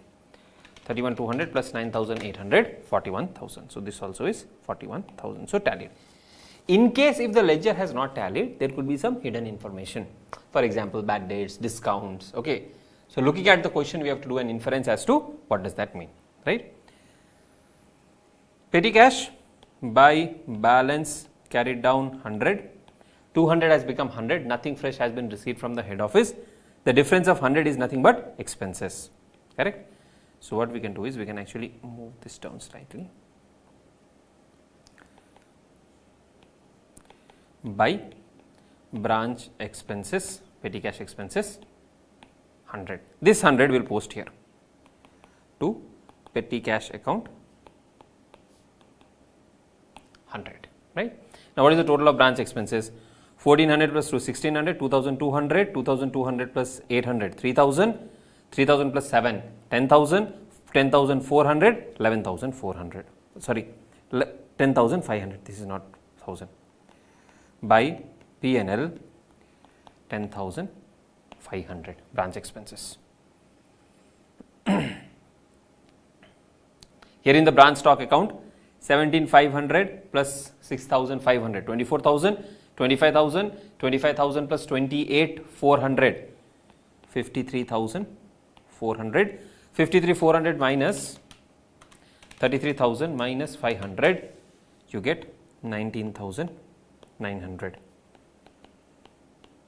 So this difference is nothing but profit and loss to be transferred to P&L. Okay, that will be transferred to P&L. Which P&L? Branch P&L. I will actually write.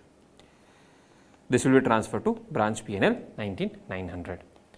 In the branch P&L, on the credit side you have by branch stock 19,900 and to branch expenses 10,500 minus 10,500 if I do to head office P&L 9,400. Okay. So, did we get the same number?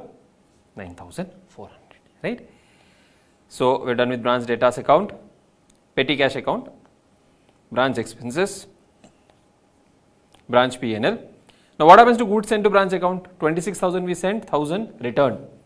The balance will be transferred to trading account, head office trading account. See, we will not have ledger called head office trading account. I am just writing down so that you understand. To trading account 25,000.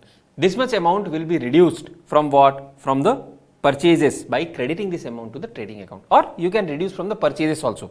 Another option is, instead of saying trading, you have one more option to put it as to purchases also. But more appropriate is to use the trading account, right? Now, what we have understood so far, how to arrive at branch profit using the debtors method, the stock and debtors method, and the P&L method. For this question, the P&L method, that is trading and P&L method, you please do it as your self practice. Now, so far we have understood how to do the branch accounting by way of debtors method, stock and debtors method, and P&L method. The questions that we have seen so far is based on cost based accounting, that is, the head office is sending the goods to the branch at cost. So, basically when we have head office and we have a branch, the goods that are being sent, goods sent to branch are at cost price, okay, and the branch would be selling them at whatever MRP or invoice price or whatever it is, and based on that we used to compute the profit. Now, one challenge or one problem with this approach is, these branch employees, whoever are running the branch and the branch manager, the branch staff, whatever you call them, they will be aware of, acha, cost of the goods is 10,000 and we are selling it at 15,000. There is a 50% margin in this business, right?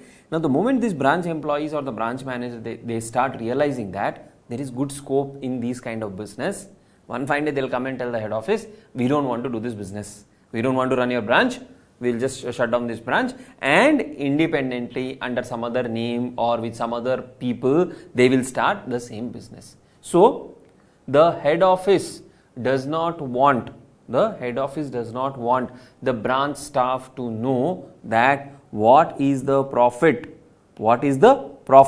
that the head office is making because of its transactions. So, to avoid this situation, what they do is, they don't send the goods at cost, they will send the goods at something called as invoice price. Just think of it, head office is purchasing goods at a cost of, let us say 1,000 is the cost. Normally, the profit that they earn is 20% of cost.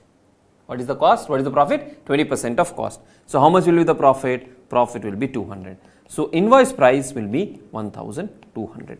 The head office will invoice the branch, literally they will actually send an invoice to the branch for what? 1,200, for 1,200, and branch is supposed to sell at 1,200. Subsequently, we will see cases where a higher retail price may be set, but for now just understand, they will sell goods at 1,200. So, by doing this, head office is conveniently hiding all the profits that they are making from the branch staff or the branch manager. Okay. Now, you may say, sir, will the branch people not be smart enough to figure out what is the cost from the market? Please understand, it is not only about the purchase price. Head office may be buying in bulk and getting volume discounts. Head office may be negotiating good prices with the suppliers. Okay. So, it is not only the purchase price, the volume discounts and all also head office will get. So, for this purpose, the head office invoices goods at the invoice price. Okay. Now, profit can be given in two ways. I am sure all of you are aware of this, but still, one is 20% on cost. Second one is, let us say 20% on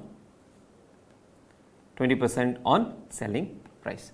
I have seen a lot of students trying to buy heart. If it is 20% on cost, then it will be this much percent on selling price. If it is 20% on selling price, it will be 25% on cost and all of that. Please don't buy heart.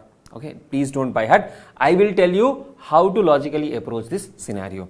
So, for example, let us say invoice price is 2000, not 1000. Invoice price is 2000. Now, if profit is 20% on cost, what you have to do is cost is 100, profit is 20, invoice price is 120. So, if invoice price is 2000, if this invoice price is 2000, then how much is the cost? Simply do a cross multiplication, that is 2000 into 100 divided by 120. 2000 into 100 divided by 120. How much is this? If you do, you get 1666.67. Okay, this is the cost. How much is the profit? For profit again a cross multiplication. 2000 into 20 divided by 120. So, the profit will be 2000 into 20 divided by 120. So, if you do this 20 into 6, 6 into 3, 333.33 is the profit element. Same thing if they give 20% on selling price. If they give 20% on selling price, what you will do? You will assume selling price is 100. So, whatever is the, so on whatever percentage is given, that you will assume as 100. Here 20% was on cost, so you assumed cost to be 100. Here 20% is on selling price will be 100. How much is the profit? Profit is 20%, that is 20. How much should be the cost? Cost should be 80. Now, assume for a moment, in this scenario, cost was given to be 2000. Then you will say cost is 2000. How much is the selling price? How much is the profit? So, again do a simple cross multiplication. 2000 into 20 divided by 80. 2000 into 20 divided by 80. 0, 0 gone. 2, 4, 4 into 5. So, 500 is the profit. 1500 will be the cost. So, 1500 will be the cost. 500 is the profit. Okay. So, this is the logical approach actually to figure out what is the profit if. So, this is the logical way to figure out what is the profit. I hope you have understood. Now, before we move ahead, we will take a very simple example and apply the concepts of the debtors method that we have learned, the stock and debtors method that we have learned, and then we will try to move to slightly complicated questions. Okay. So, say for example, there is a head office. The cost of goods that the head office sends to the branch, the cost is 10,000. Normally, the profit is considered as 20% on cost. So, how much will be the profit? Profit will be 2000, and we will invoice the branch. This will be called the invoice price to branch. We will send goods to the branch saying we have sent you goods worth 12,000. So, when we record also, we will say we have sent goods worth 12,000 and accordingly record in the books of accounts. So, then how does it work? Let us say we are following the debtors method, branch account debtors method. Okay. Now, whenever we send goods to the branch, what is the entry that we pass? Branch account debit to goods sent to branch account, correct? Here also we will pass the same entry to goods sent to branch account. What is the price at which we have sent? We have sent at 12,000. We will record it at 12,000. Now, please understand this small logic. With that logic, you will be able to handle any question in the examination. You will never get stuck. Okay. Now, this 12,000 comprises of what? 12,000 sir comprises of 10,000 of cost and profit of how much? Profit of 2,000, correct? We don't need to give this breakup in the examination. I am just explaining you for your understanding. So, to goods sent to branch 12,000. Assume there is no opening stock. Assume there is no opening stock. During the year, what the branch did is, branch sold 80% of goods.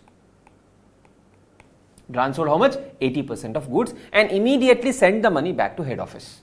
Okay. So, when the head office receives, what did they receive? They receive in their bank account or cash account by cash. What is the amount the branch would have sent 80%. What is the amount the branch would have sent? 80%. 80% of what? 12,000. 80% of 12,000 is your 9,600. Okay. Then what is the closing stock? By balance carried down, 20% is unsold. And please remember, stock also we will record it at invoice price. The closing balance we will record it at invoice price. So how much is left over? 20%. 20% is left over. 12,000 into 20%, 2,400. Now here credit side total is 12,000, debit side total is also 12,000. Okay. Now you may have a doubt. So where is the profit? Where is the profit in this ledger? We are coming to that. But before that, how much is the profit they have earned? See, they sold 80% of the goods. So what is the cost of 80%? 1000 into 80%, 8,000. And how much is the profit in that? 1600. That is how we got 9,600. This represents 80%. Then what is the closing balance on cost basis? Closing balance on cost basis is 2,000 and profit element is 400 and we got 2,400. Now pause this video for a moment and ask yourself, how much profit did the branch earn actually? See, forget the invoice price. If the head office has to see it from a cost price perspective, then how much profit did the branch make? You will say, sir, branch made a profit of 1600. How 1600? See, if you had followed the cost method, you would have said to goods sent to branch account 10,000, by amount received 9,600, closing balance 2,000. Correct? So that profit would be 1600. Now where is that 1600 in this ledger account? We are not able to see this. Now our objective is to determine that 1600 of profit by preparing this account. That is the first thing. The second thing is, this closing balance of stock 2,400 has an element of profit. And as per accounting standard 2, can we include profit element while we are valuing inventory? Inventory has to be valued at lower of cost or net realizable value. I cannot value the closing stock at branch at 2,400. That is a problem which we have to address. So there are two things. One, the goods sent to branch has profit element. Okay. So we are already recording the profit when we are sending the goods to the branch. Now you may have a doubt, sir, how are we recording this profit? See, this goods sent to branch account ultimately will transfer to what? Trading account, correct? We purchased at 10,000, trading account is debited by 10,000 and we are crediting trading account by how much? 12,000. So that 2,000 of profit is getting captured, which should not happen because we have just sent the goods to the branch. The branch has not yet sold it to the third party. So that is one element of 2,000 of profit included in this goods sent to branch account. This we have to eliminate. Second, closing stock 2,400 also has a 400 of profit element, that also should be eliminated. So, sir, how do we eliminate that? So what we will do is, we will pass an entry, a contra entry. We will pass a contra entry. Contra entry means you have sent goods to the branch at 12,000. Whatever is the profit element, you will post it on the credit side of the branch account. We will post it on the credit side of branch account. We will pass this entry by goods sent to branch account. By goods sent to branch account, this profit element of 2,000 will be put on the credit side. So what are we trying to do? We know we have sent goods worth how much? 10,000. We first recorded it at 12,000. Now we are reversing that by crediting it by 2,000 so that the net impact is 10,000 only. The net impact is 10,000 only. That is the idea. Okay. That is the idea. Second, cash that has been received is 9,600. We will receive with the profit element, no problem. Then closing stock we are saying 2,400. But the closing stock should be only at 2,000. This 400 should be eliminated. For that, what we will do, we will pass the entry on the opposite side. We will say to stock reserve profit element on closing stock 400. So in effect, what has happened? Closing stock, now we are valuing it at 2,000 only. Okay. Here, goods sent to branch account, because we recorded at higher amount, we are reversing there. Then we are bringing the stock at 2,400. We are reversing that by using the stock reserve account. Now see what happens. 9,600 plus 2,400, 12,000 plus 2,000, 14,000. This side, 12,000 plus 400, 12,400, which means there is a profit. How much is the profit? 14,000 minus 12,400 to P&L, that is 14 minus 12,400, 1,600. 1,600. That is how we calculate the profit when goods are sent at invoice price. I hope it is clear. Initially, for some of you, for the first one or two questions, you may find it difficult. But with practice, once you get used to, you will see that there is only a particular pattern of this question and we can handle that question in the examination. Okay. So again, quick recap. Whenever goods are sent at invoice price, now if you follow the debtors method, first we have done which method? Debtors method. Same ledger, branch account. Debit goods sent by invoice price. Whatever is the profit element, immediately reverse that. Okay. Then whatever amount has been risk collected, as it is you will credit it. Closing stock you will record at invoice price, correspondingly you will give a stock reserve. The balancing figure will be your profit. Okay. So with this understanding, whenever we have debtors method, three ledgers got created. Number one, branch account, we already did that. Second, goods sent to branch account, and one more new ledger account you saw, stock reserve account. So what is the treatment of the stock reserve? See, in the balance sheet when you show, you will say stock 2,400 because that is what you have written here, right? Or branch account 2,400 less stock reserve 400, so that it is back to cost. That is the treatment. This is the branch account balance. We are saying branch has stock of 2,400, but there is also a stock reserve which will offset that. Okay. So three ledgers will be prepared. What are the three ledgers? Number one, branch account. Here goods will be recorded at invoice price. Goods sent, goods received, everything will be recorded at invoice price. Then profit element on goods sent or goods received is reversed using goods sent to branch account. This is the second ledger. And the third ledger is stock reserve. And what does this do? This captures unrealized profit in stock. Unrealized profit in stock. So that is 2,400 minus 400. When we do, net stock will be back to cost at 2,000. Okay. So that is how we will do. Now what we will do, we will take a question from the material and we will try to solve it using the debtors method first, and then we will follow up with stock and debtors method. Okay. Now when goods are invoiced at selling price, then when we are following the debtors method, very simple logic for you to remember in the examination. If there is a profit component on the debit side, for example, we saw to goods sent to branch account with profit, credit the profit component, put on the opposite side.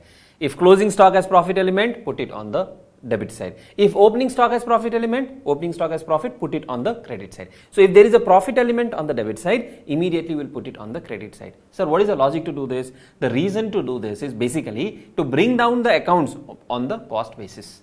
So when we are saying debit side has 100 plus 20, 20 is profit, I will credit 20, basically I am bringing it back to 100. Okay. Why am I sending at invoice price? To hide the cost and other operational details from the branch staff. Now let's have a look at a question. This first we will do using the debtors method and then we will do the stock and debtors method. Harrison of Chennai has a branch at New Delhi to which goods are sent at 20% above cost. The branch makes both cash and credit sales. Branch expenses are met partly from head office and partly by the branch. The statement of expenses incurred by the branch every month is sent to head office for recording. Following further details are given for the year ended 31st December.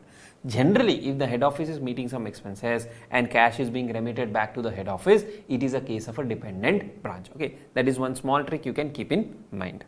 Now, cost of goods sent to the branch, of course it is as cost, 2 lakhs. Goods received by branch till 31st December at invoice price 2,20,000. Means what? Goods sent is 2 lakhs. head office has sent 2 lakhs of goods to the branch. Head office sent 2 lakhs goods to the branch. This has profit element of what amount? Profit should be 20%, right, which is 40,000. 2 lakhs into 20% is 40,000. So the branch should have received 2,40,000 worth of goods. What the branch is saying? They are saying we have received only 2,20,000 worth of goods.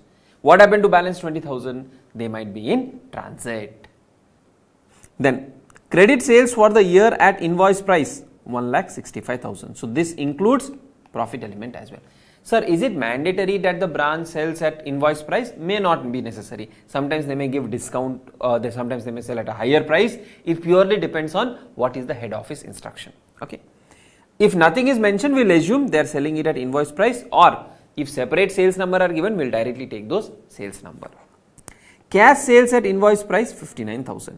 Cash remitted to head office 2,22,500. This much cash has been given. Expenses paid by head office 12,000. Bad debts written off 750. As far as the debtors method is concerned, this is not relevant for us. Expenses paid by head office, of course, we will record. Balances. Stock debtors cash 25,000. Cost. Cost means what? Cost to head office. Cost means cost to head office. Then debtors is 32,750 opening balance and 26,000 closing balance, right? Now as far as debtors are concerned, for the debtors method, we are just bothered about opening and closing balance. We don't care how much cash have they remitted and all of that, because cash remitted to head office number is already available. How much did they collect from debtors? How much bad debt was written off? How much discount is given? That is not relevant to us under the debtors method. So no need to prepare. Cash in hand 5,000, 2,500. Again, opening minus closing will be considered. Remaining details we are not required to bother about. Now let us solve this question following the debtors method. So now when you have to solve this question, very simple. We need to prepare which account? Branch account. Okay. So what is the branch? Harrison of Chennai has branch in New Delhi. So you can say New Delhi branch account. Now here I am repeating one more thing for your understanding and faster presentation in the examination. If you are following the debtors method, we are not bothered about how much cash has been collected from debtors. We are not bothered about what amount of bad debts have been written off, what discounts have been given. Head office is not bothered about all of that. Okay. So we'll just prepare the New Delhi branch account here.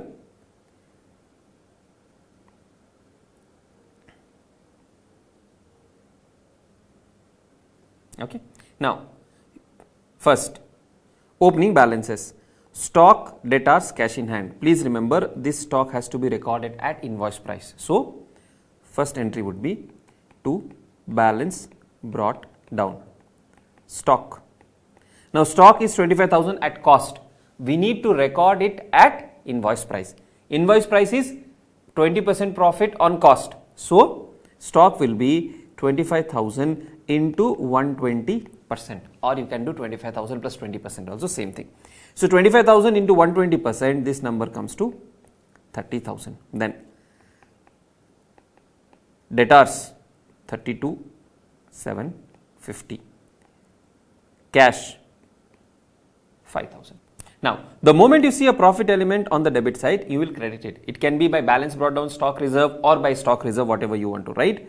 By stock reserve, that is the normal practice that is followed. Stock reserve, how much is the profit? Profit is 25,000 into 20%. This is 5,000. Profit is 5,000. So that is credited. Okay. Then goods sent to branch at cost. How much? 2 lakhs. So 2 goods sent to branch.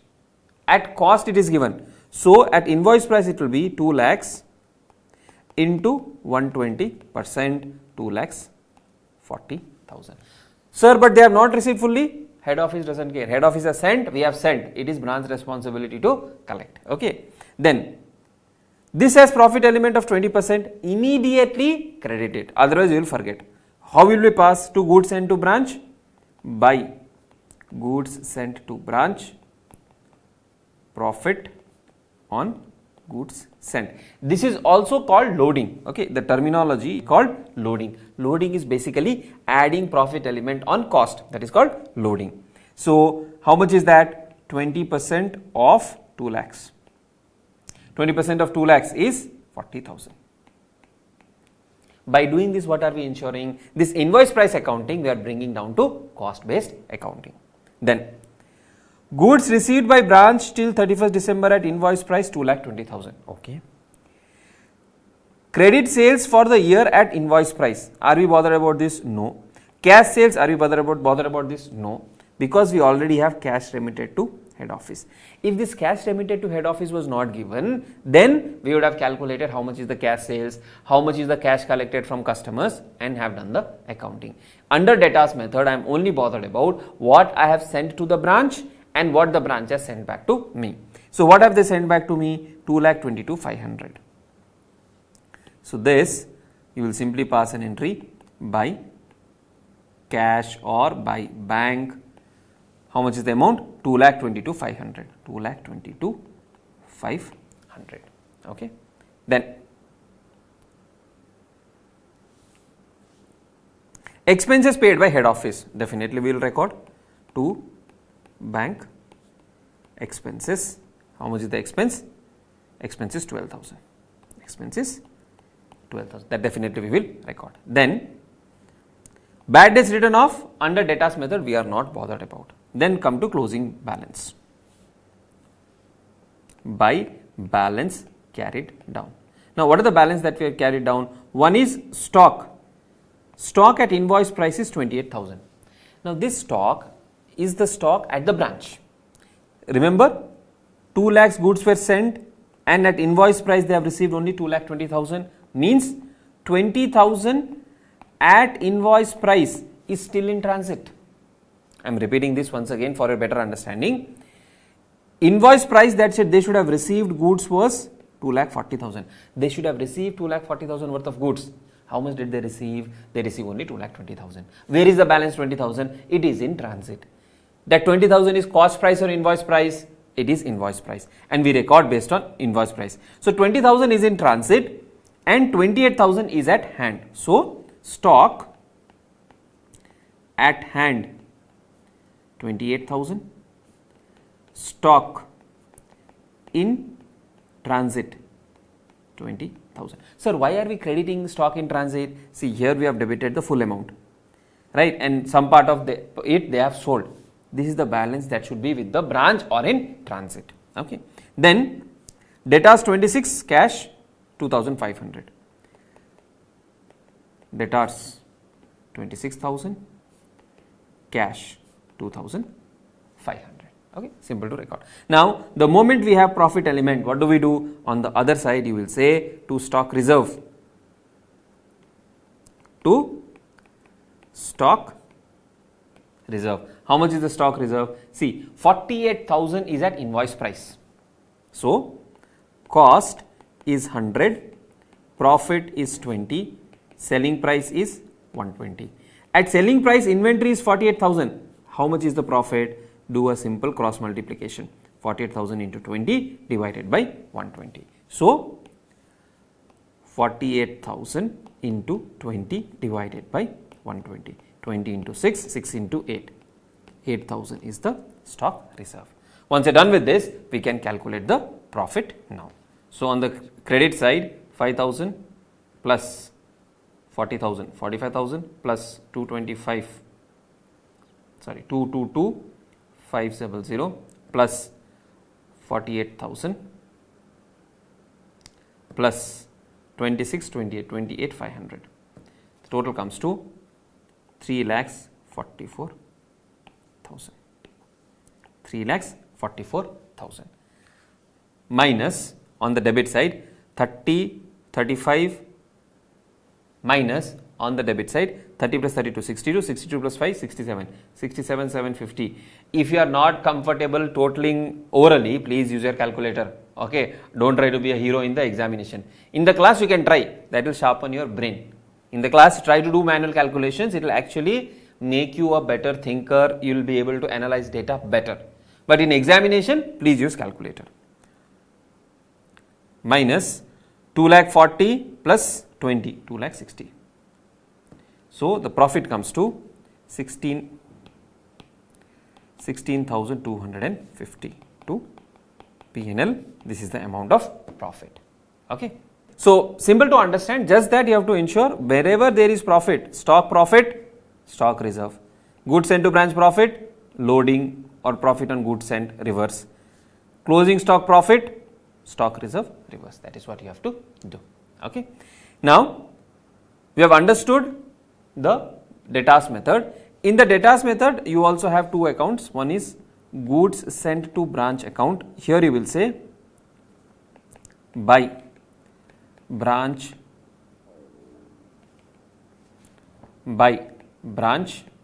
account. How much? 2,40,000. 2,40,000. Then you will have to branch account 40,000. What does this mean? To trading account ultimately will transfer 2 lakhs. So which is the cost. Okay. Then stock reserve. Stock reserve, what is the opening balance? 5,000. By balance brought down 5,000. This will be transferred to branch account 5,000. Then branch account to stock reserve by branch account 6,000 to balance carried down 6,000. Okay, so that is how you will prepare the stock reserve account. No need to prepare this account unless the question specifically asks it. If they have just said ascertain the profit, you can just prepare the branch account and be done with it. Now, so far we have understood how to account for and how to compute the branch profit when we follow the debtors method in case of invoice price, right? Invoice price basically means what? We are sending something at cost plus profit, that will give us the invoice price, and we have seen it how do we do when we follow the debtors method. Now, the next method, and this is the most important method, and in examination most of the questions from dependent branches would come under this method, that is stock and debtors method. Now, when it comes to stock and debtors method, we have already done this using the cost method. Same logic, same principles will be followed for this method also, just that there is a loading element. So, what is that loading element? This profit is called loading element. How do we handle that is very important in this entire flow of things. Otherwise, stock and debtors method you have already done. Okay, just that once you incorporate this profit element, you will be in a better position to understand how do we solve these questions. Now, under stock and debtors method, what all accounts do we maintain? First account that we maintain is called the branch stock account. We will maintain the same account but at invoice price, not at cost price but at invoice price. Now, the moment we say we maintain at invoice price, there is a profit element, correct? There is a profit element. Now, what do we do with this profit element? If you see in the previous method, here the profit element was reversed by goods sent to branch account we wrote, and we reversed the profit element. Even in stock and debtors method, we have to reverse the profit element, but only change that we will do here is we will not reverse the profit element in branch stock account. Branch stock account will give us the picture of the movement of stocks only. Okay, what has been sent at invoice price, what has been received back at invoice price, what has been sold, all of that will be recorded in branch stock account. This profit element reversal we will capture in a separate account called branch adjustment account. This is a new account we are introducing. What is that account called? Branch adjustment account. See, technically speaking, you can include in branch stock account as well. You can include in branch stock account as well. Your final P&L number will be the same. The reason for separation is largely to figure out, are there any losses because the branch is being selling at, let us say, less than invoice price, more than invoice price. If you have to compare different branches, there has to be a uniformity in comparison. So, the stock account will have only stock related thing. I have sent at invoice price, you have sold at some price, and what is the difference in that. Okay. Branch adjustment account will capture the profit element of what? of goods sent to branch account and stock. So loading on goods sent to branch, opening stock reserve, closing stock reserve will be captured in branch adjustment account. This balance will subsequently be transferred to the branch P&L account. Branch P&L account. After this, same pattern will follow. Branch debtors account. Any difference? No difference. Same to same. Whatever we have done in the cost method, invoice price also will do the same basis. Then branch expenses account. Whatever we have done there, same thing will be repeated here. Branch cash account. If required, we will prepare the branch cash accounts, because sometimes what happens is there are balancing figures which are expenses. For that, we will maintain the branch cash account as well. So what all do we need to maintain mandatorily?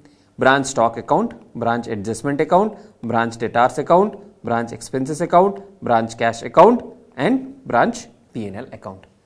Branch fixed asset account, goods sent to branch account, stock reserve account. If required or if asked by the question, only then we will maintain. Now, the order of closing, branch adjustment account also will go to P&L. From branch debtors account, some items may go into branch expenses account, and whatever is the balance of branch expense account, where we will take it, this also will go to the branch P&L account. From branch cash account, something may go to branch expenses account, again that will be going to the branch P&L account, and we will close the ledgers, right? So this is the logical flow. So now, sometimes what may happen is this branch stock account may have some balance. So why will it have a balance? It may have a balance because maybe the branch has sold at a better price, or branch has sold at a lesser price. So whatever balance is there related to stock, this balance will be transferred to branch adjustment account, and through this branch adjustment account, it will again route through the P&L account. Okay. Now, on having understood this logic, let us have a look at the question. The same question will follow, and we will see how it is done. Okay. So we have already read this question. We will directly start solving. First account that will maintain is branch stock account. Now, the thing with branch stock account is whatever we record here will be at invoice price.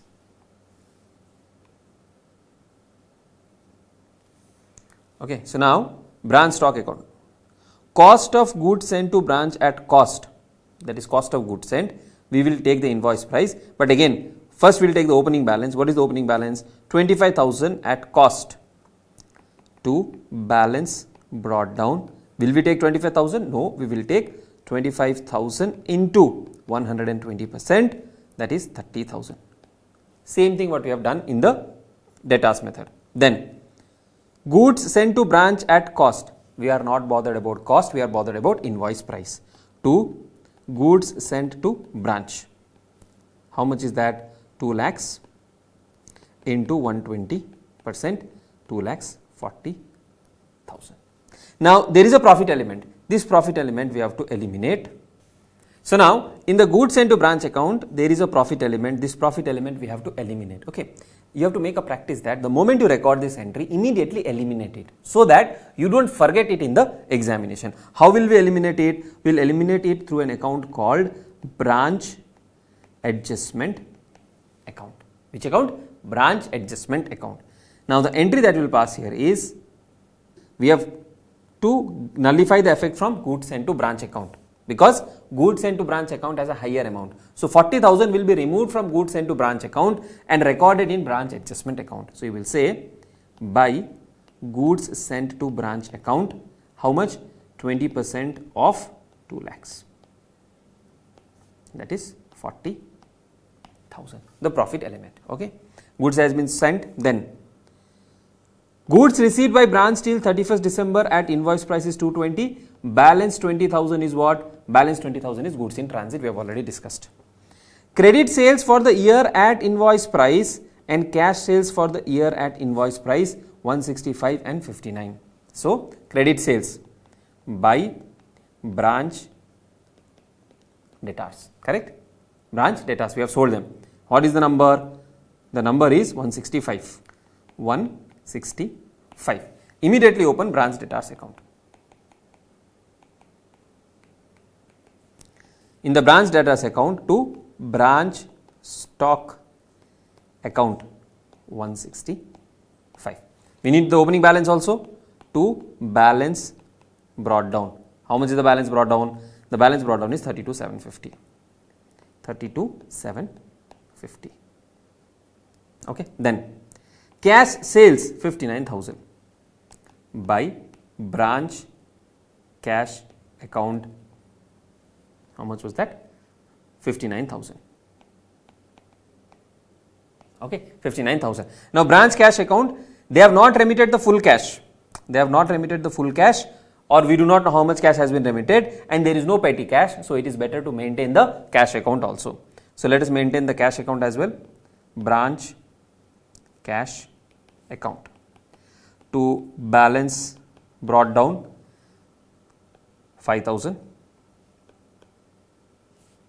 to branch stock account,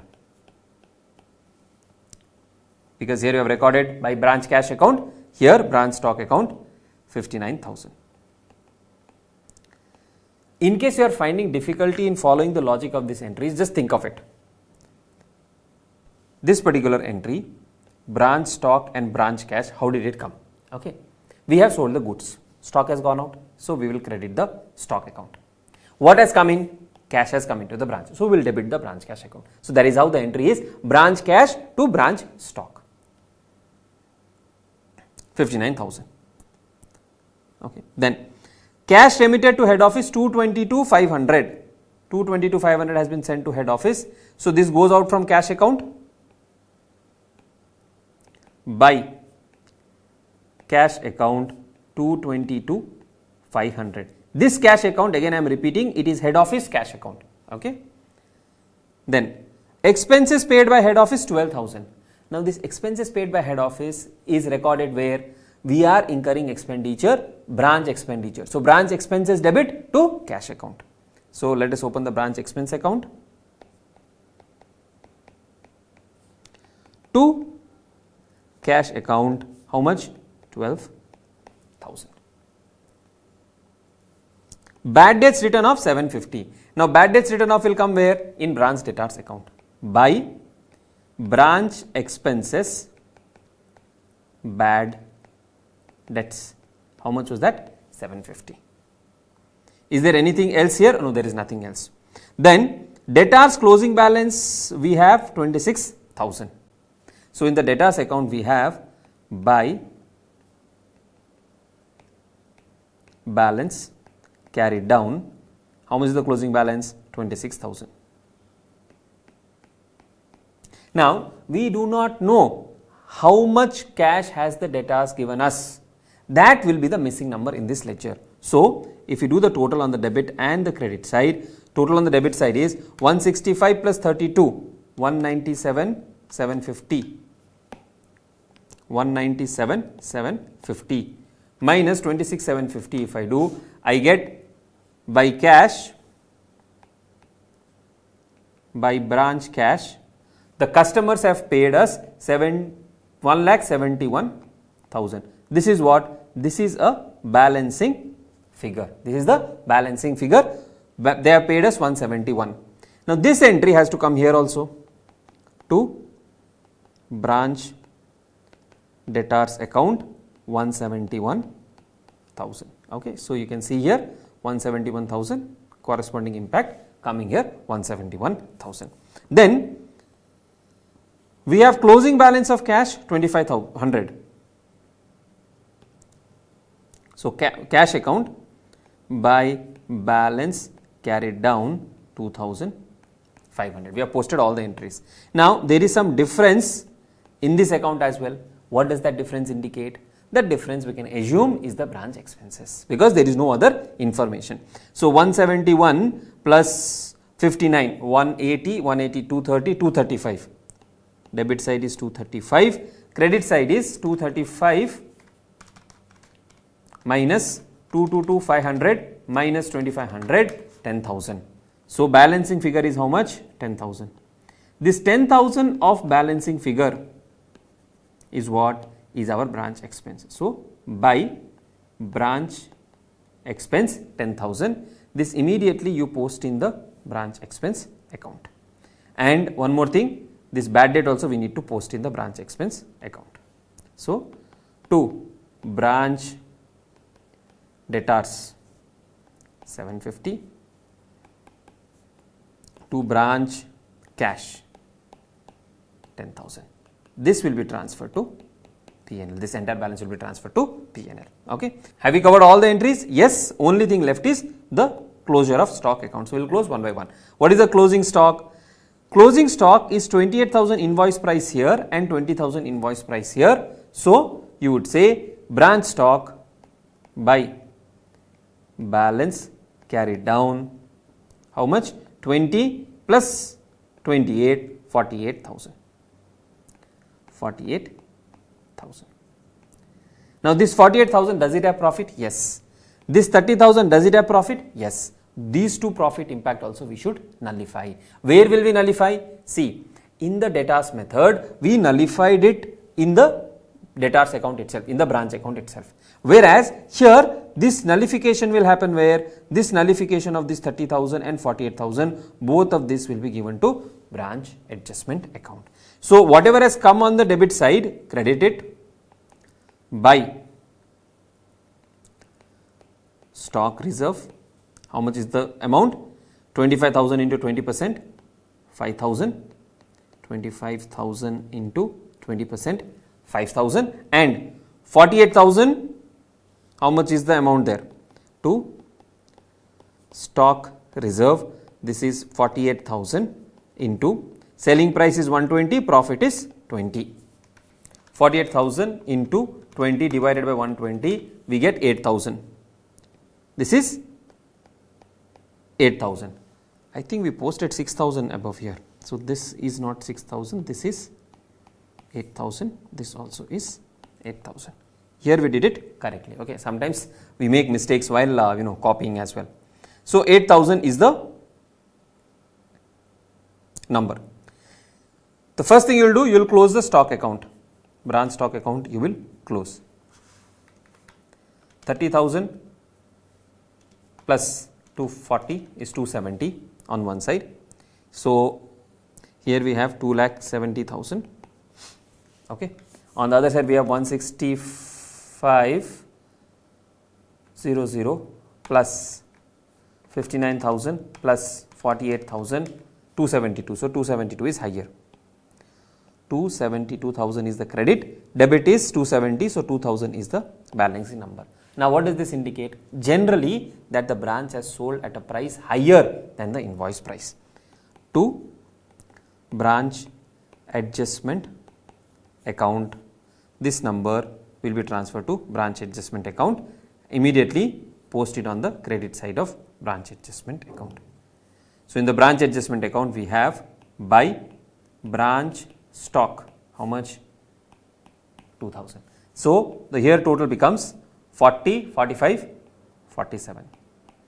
47,000 minus 8,000, 47 minus 8 is 39,000. Now, this 39,000 will be transferred to branch P&L account. So, what did we do? From branch stock we moved to branch adjustment, and from branch adjustment we transferred 39,000 to the branch P&L. Okay. Now, sometimes if there is a goods return by the branch to the head office, that entry will come on the credit side, and corresponding in the branch adjustment account we will put it on the debit side.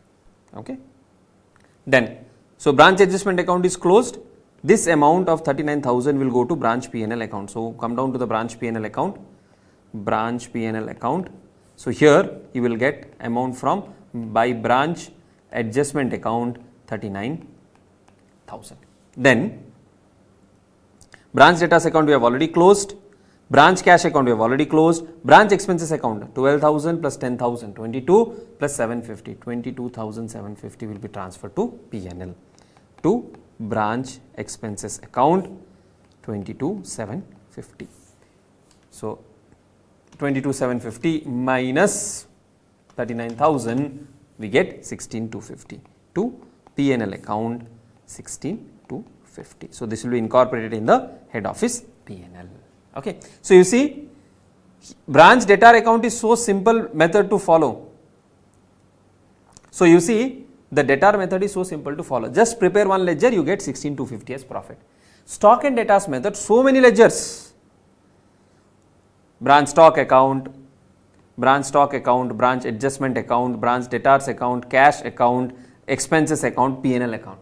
Sir, what is the use to prepare so many ledgers? If you want more granular information, okay, why is the profit higher? See, now you never knew that 2,000 of profit has come because branch has sold at more than invoice price. If you need such kind of information, the debtors method will not give you that. So you need more information, you need to prepare more ledger accounts. I hope it is clear. Please practice this question, please follow the logics of entries so that you are able to handle these questions in the examination. And let me tell you, after 2 or 3 questions, you will be able to do these type of questions easily on your own, and you are not leaving this question in the examination. Don't think that you will leave it as a choice. Even if it is a 6-mark question or sometimes you get a 10-mark question, attempt it. There is a scope to get 6 out of 6 and 10 out of 10 in this type of question. It cannot be easier than this.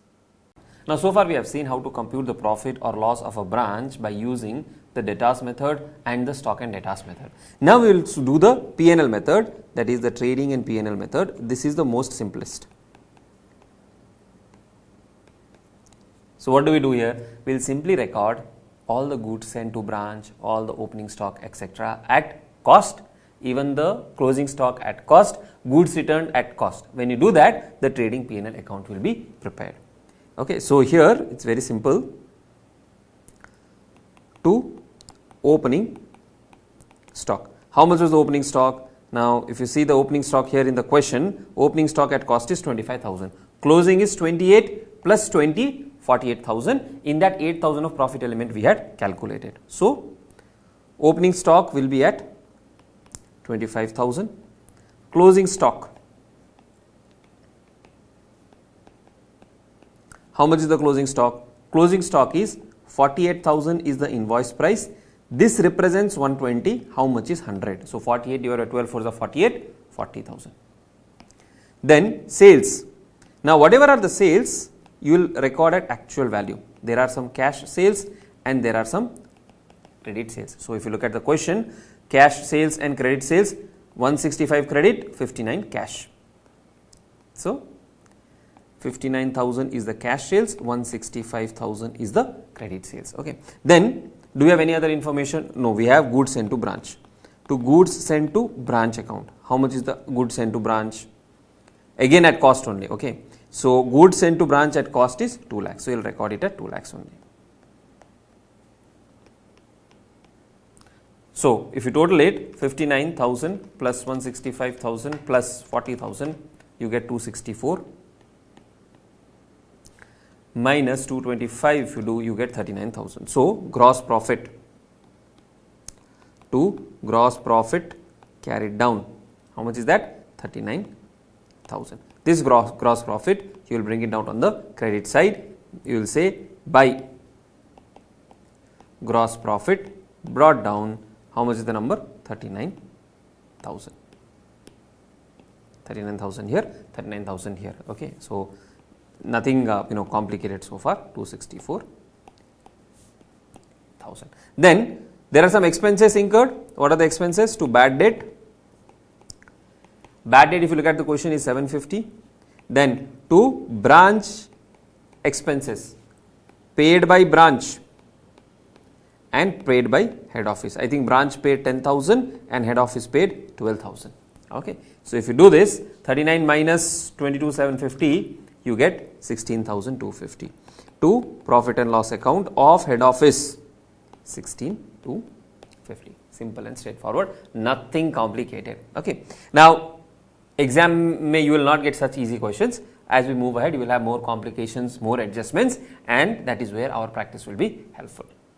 Now, let us look at this question, question number 5. Okay. One thing what you have to do is, some of these questions you have to practice on your own as well, because if every question I solve it in the class, what will happen is you will feel that we are able to understand. But till the time you practice on your own without looking at the answer, till the time you will not be able to solve the question in the examination. So this is one such question which you can pause the video, solve it on your own, and then come back to the question subsequently, or come back to the solution subsequently, right? Here we have this company called Sellwell, who carried on a retail business, opened a branch X on January 1st of year 1, where all the sales were on credit basis. So this is important, all the sales is on credit basis, means there is no cash sales, no cash collection from sales directly. All goods required by the branch were supplied from the head office and were invoiced at the branch at 10% above cost. So as we read this question, what is the information we can gather? If cost is 100, profit is 10, selling price is 110. The following were the transaction. Goods sent to branch, purchase price. Now whose purchase price? Purchase price of head office. Purchase price of head office. 40,000, 50,000, 60,000. So total is how much? 1,50,000. Simple calculation, you can do it. Sales as shown by the branch from monthly report, 38 plus 42, 80, 80 plus 55, 135. This is the sales. Cash received from debtors and remitted to head office. So as in when the cash is collected from the customers, it is remitted to head office. That is 71 plus 35, 106,000. 1,06,000. Returns to head office, which is invoice price to the branch. Now here is where you can make mistakes in the examination. Here it is given purchase price to head office. Here they are given what? Invoice price to branch. Means what? This represents 110. And we have to compute how much is the profit element. 1200 plus 600, 1800, 1800 plus 2400, this becomes 4200. The stock of goods held by the branch on 31st March of year 1, we are talking about 3 months, amounted to 53,400 at invoice price. Again, see, as you read the question, this represents 110. Record this transaction in the head office books showing balances as on 31st March and the branch gross profit for the 3 months ended on that date. All working should form part of your solution. Now, did they tell us which method to follow? They didn't tell us which method to follow. Okay, they have not told us whether we should follow the stock and debtors method. They have not told us whether we should follow the debtors method. They have not told us whether we should follow the P&L method. What is to be done? Now, in this question, if you see what they have asked us, they have asked us to figure out what is the branch gross profit.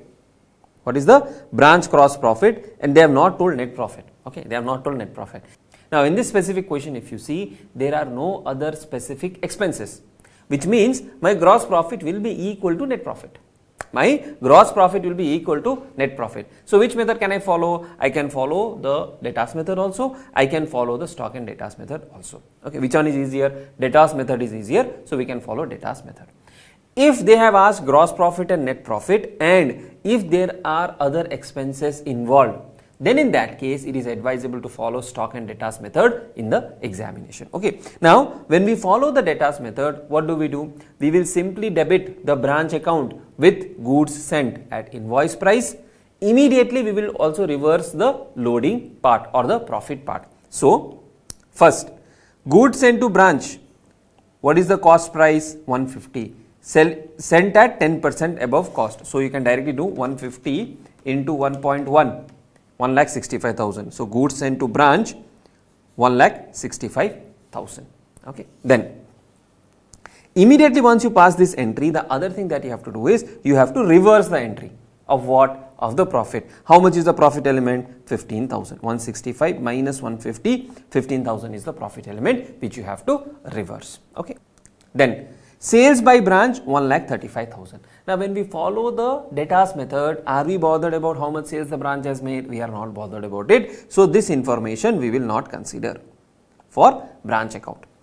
Cash received from debtors and remitted to head office. Yes, we have received cash from the branch account. So, what we will do? We will credit the branch account, debit the cash account. So, by bank account 1,06,000 we will put on the credit side. Returns to head office at invoice price to the branch. Whatever returns have happened, how much? 4,200. We will put it on the credit side by goods sent to branch account. So, what did we do? Whatever goods we have sent, debited. Whatever goods has been returned back, credited. Whatever cash has been received, credited. Simple, correct. Now, this 4,200 is at invoice price. What is the profit element in that? 4200 into 10 divided by 110. So 4200 into 10 divided by 110, that is 381.8, rounded off to 382. Okay. Then the stock at branch at invoice price is 53,400. Stock at branch is how much? 53,400. What we will do? We will put it on the closing side by balance carried down 53,400. Simple? Yes. There is profit in this. Immediately reverse that. By what? By transferring it to stock reserve. So how much is the stock reserve? 53,400 represents 110. So you will say 53,400 represents 110 multiplied by 10. Okay. See, when you read the numbers that you are writing, you will not forget. If you keep remembering this divide by this multiplied by this, then there is a chance that you may forget in the exam. So what did I say? 53,400 represents 110. I need what is 10. I get 4855. 53,400 divided by 110 into 10, 4854.5, rounded off to 4855. Done. Then in the branch account, we also need to post the closing balance of debtors. There are no opening balances given. So closing balance of debtors. How much is the closing balance of debtors? We do not know. We need to compute. How will we compute that? See, there is no opening balance because they opened a branch on 1st of January. So no opening balance. Sales 1,35,000. Okay. So 1,35,000 is the sales. Out of that, the customers paid us 1,06,000. So 29,000 is the closing balance. If you have more transactions, like bad debt is there, discount is there, allowance is there, then you can prepare the branch debtors account as well. No problem in preparing that. But if there are only two entries, you can simply say 1,35,000 minus 1,06,000, 29,000. So this is on the credit side. So when you compute the balancing figure, net profit comes to 37,363. You can pause the video, do the calculations, and maybe try to do it on your own as well by preparing the ledger accounts, and then you can continue. Okay. Some of these questions you need to practice as we are progressing ahead in the chapter. Now let's move to the next question. Again, based on stock and debtors method, very simple and straightforward. After this question, the basic accounting for stock and debtors method, you should be absolutely clear. Okay. If at all you feel confused somewhere, please go back to one of the questions, solve it again, try solving on your own, so that as we move ahead with complex questions, it will not be any difficult for you. There will not be any difficulty for you. Okay. So next illustration. Hindustan Industries Mumbai has a branch in Cochin. So there is a Cochin branch to which office goods are invoiced at cost plus 25%. So immediately invoice price is 125. The branch sells both for cash and credit. Okay. Branch expenses are paid directly from head office, and the branch must remit all cash received into the head office bank account. Okay. Who pays the expenses? Head office. Whatever collections the branch is making, immediately they have to transfer to the head office. From the following details relating to the calendar year of one, prepare the accounts in the head office ledger and ascertain the branch profit. Branch does not maintain any books of account but sends weekly returns to the head office. Now, the moment, see, some hints you need to check in the question. If the branch is sending cash back to the head office on a daily basis, or all the collections are given to the head office, expenses are incurred by the head office, it is a case of a dependent branch, and accordingly we will have to do the accounting. Okay. Now, follow which method? See, they have not yet mentioned so far, but here they have mentioned prepare branch accounts in the books of head office by stock and debtors method. So if they have said stock and debtors method, you have to follow stock and debtors. If they had not said anything, then you could have followed the debtors method also. Okay. So in stock and debtors method means what? We need to prepare various ledger accounts. What are the ledger accounts? Number one, and see, before you write the solution, please take your notebook and prepare sections for various ledgers. First ledger is branch stock account, first ledger. Then branch adjustment account. That is the second ledger. You can prepare in any order you want to. Then branch debtors account, branch expenses account. If required, we will prepare other accounts, branch cash and all of that subsequently. Okay. So now let's look at each item. Goods received from head office at invoice price. What is the entry? We have sent goods to the branch. Head office is thinking, I have sent goods to the branch. Debit, branch stock. credit goods sent to branch account. So, you will debit the branch stock account and credit goods sent to branch account. So, first ledger in the branch stock account, what will you say?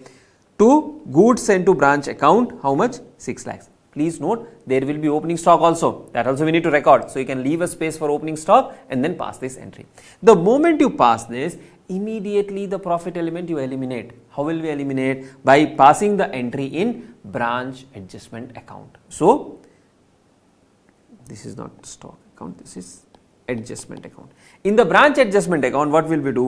Buy goods sent to branch. Here we have said 2 goods sent to branch, 6 lakhs. In this 6 lakhs, profit element is how much? Profit element is 25%. But this is what? Invoice price. This represents 125.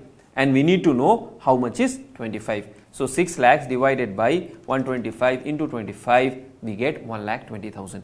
That 1,20,000, immediately you will credit the branch adjustment account. So, please write it in your notebook as well. Buy goods sent to branch, 1,20,000. You can leave one line for opening stock adjustment. Clear? Okay. Then, returns to head office at invoice price.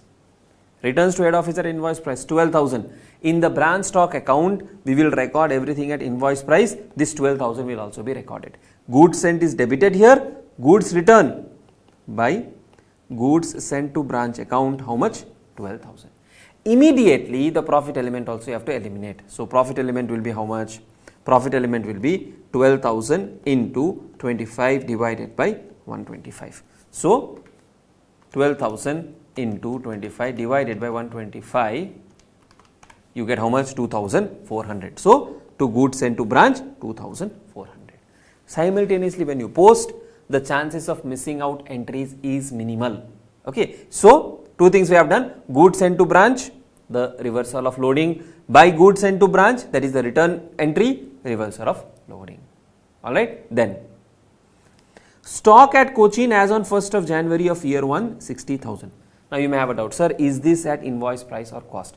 If they have not mentioned anything, we can assume it is at invoice price, because as far as the branch is concerned, their stock is valued at invoice price. How much is that? 60,000. So, in the branch stock account, to balance brought down 60,000. To balance brought down 60,000. Okay.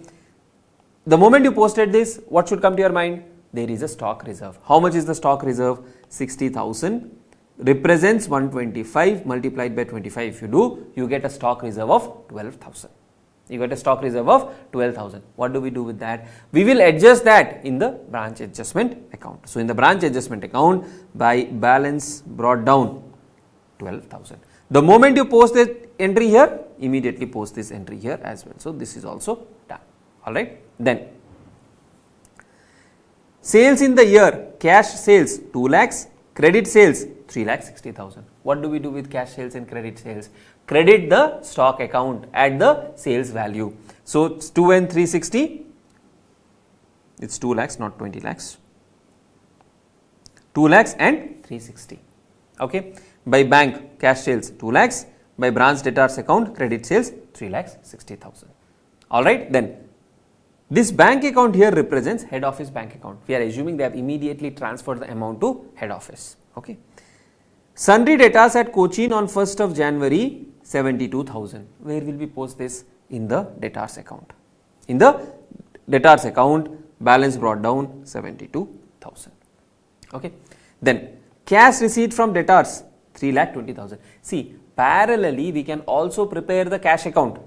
We can also prepare the cash account if you want to figure out is there any balancing number missing. Okay. So, cash account opening balance they have not given actually here. They have not given what is the opening balance of cash account. They have just given cash sales 2 lakhs, they would have remitted to head office. Whatever they have collected from debtors, that also they would have remitted to head office. Okay. So, there is no purpose in preparing the cash account in this question.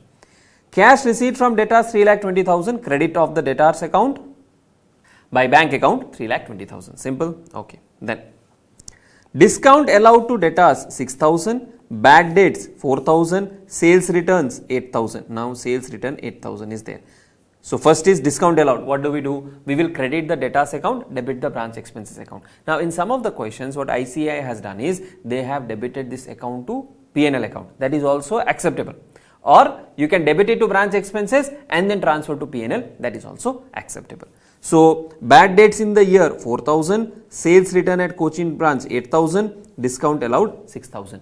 Discount allowed 6,000. What we will do? We will debit branch expenses, we will credit the debtors account. So discount allowed 6,000. So here they have said branch P&L, that is ICA is way of doing sometimes, or you can directly say by branch expenses. In the bracket you can write discounts. Then bad debts 4,000. Then returns, whenever sales return happens, what do we do? Stock is coming in. Stock is coming in. Debit branch stock.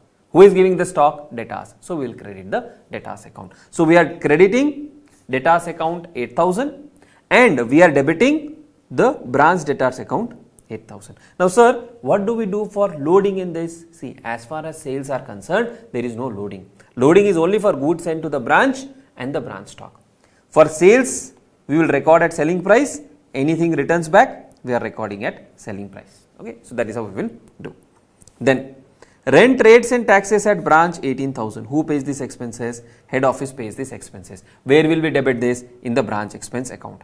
In the branch expenses account to bank account rent, rates and taxes 18,000.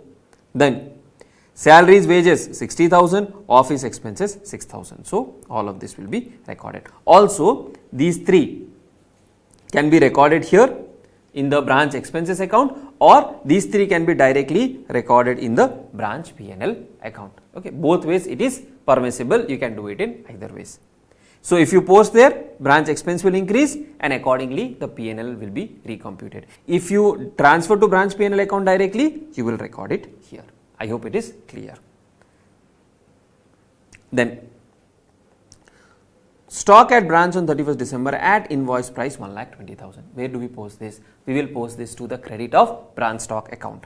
How much? 1,20,000. So this is by balance carried down. The moment you post this 1,20,000, immediately 1,20,000 into 25 divided by 125,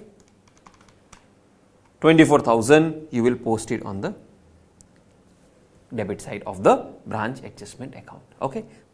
So by now we have posted all the entries, we have not missed out anything, right? Now what we will do, we will start closing one by one account. First is the branch stock account. So if you see on the credit side, 2 lakhs, 200 plus 360, I am not typing the extra zeros to save time, 360 plus 12 plus 120, the total is 692. 692 minus 60 minus 8 minus 600, I get 24. That 24,000 of balance, what do? We transfer this to branch adjustment account. So this 24,000 will be transferred to branch adjustment account. Okay. Then we will close the branch adjustment account. Whatever is the balancing figure we get, 1,29,600. This will be transferred to P&L account. You can do the calculation on your own. There is no rocket science that I have to do the simple calculations. Okay. See, these are few things where as we grow in professional courses, you should put some extra effort from your side to figure out how calculations are done. Now, if I just do the total and do the balancing figure, I will not be adding value to you. Okay. So when you practice on your own, you can do the calculations and see if it comes out correctly or not. First, what did we do? We closed the branch stock account. Second, we closed the branch adjustment account. Then, goods sent to branch account. Now, this goods sent to branch account is basically the account prepared by head office to transfer the amount to the trading account. Now, here what do we record? Whatever goods has been sent, credited, loading, debited. Okay, immediately debited. Then, if there are returns, you will debit this account and you will credit the adjustment. Balancing figure will be transferred to purchases account or trading account as the case may be. Then, branch debtors account, it is just for the calculation of closing balance. There is no other thing that is relevant here, but yes, sometimes missing figures can be there which we can use to calculate the expenses or cash collected, etc.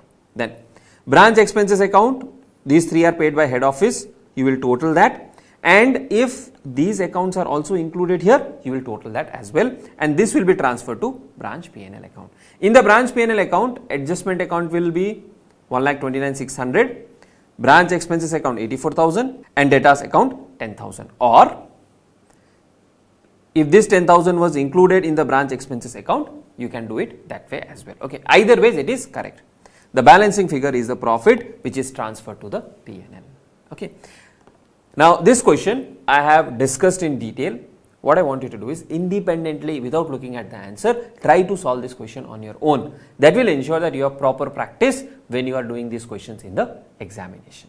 Now a quick recap of the stock and debtors method. Some important things you have to keep in mind. Okay, which value should be recorded where? That will only be the confusion.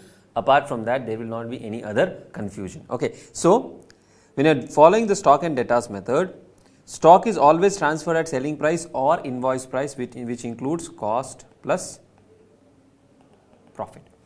The branch stock account that you are maintaining, that you will maintain at invoice price. Always keep this in mind. You will maintain the branch stock account at invoice prices only. That is, opening stock transferred from head office, closing stock returned from branch to head office, everything will be recorded at which price? Invoice price. That's one thing. Then what to do with the profit element?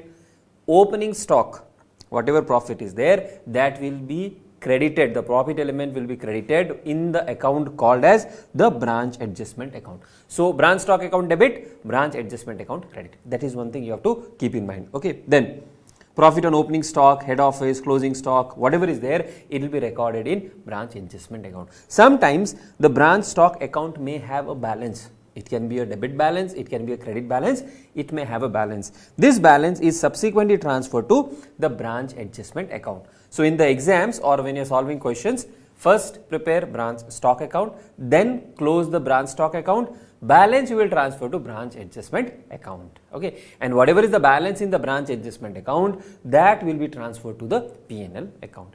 Sometimes the question may ask you to pass journal entries instead of preparing the ledger. Now how to pass the journal entry? Whatever you are recording in the ledger, you just have to convert that. For example, goods sent to by head office to branch at invoice price of 110. Cost is 100, profit is 10, total is 110. Now, even if you don't know the journal entries, just visualize the ledger accounts.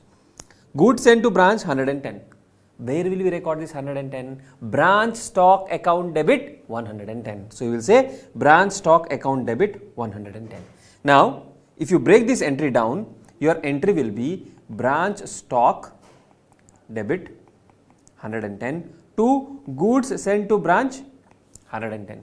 Then what do we do with the profit element?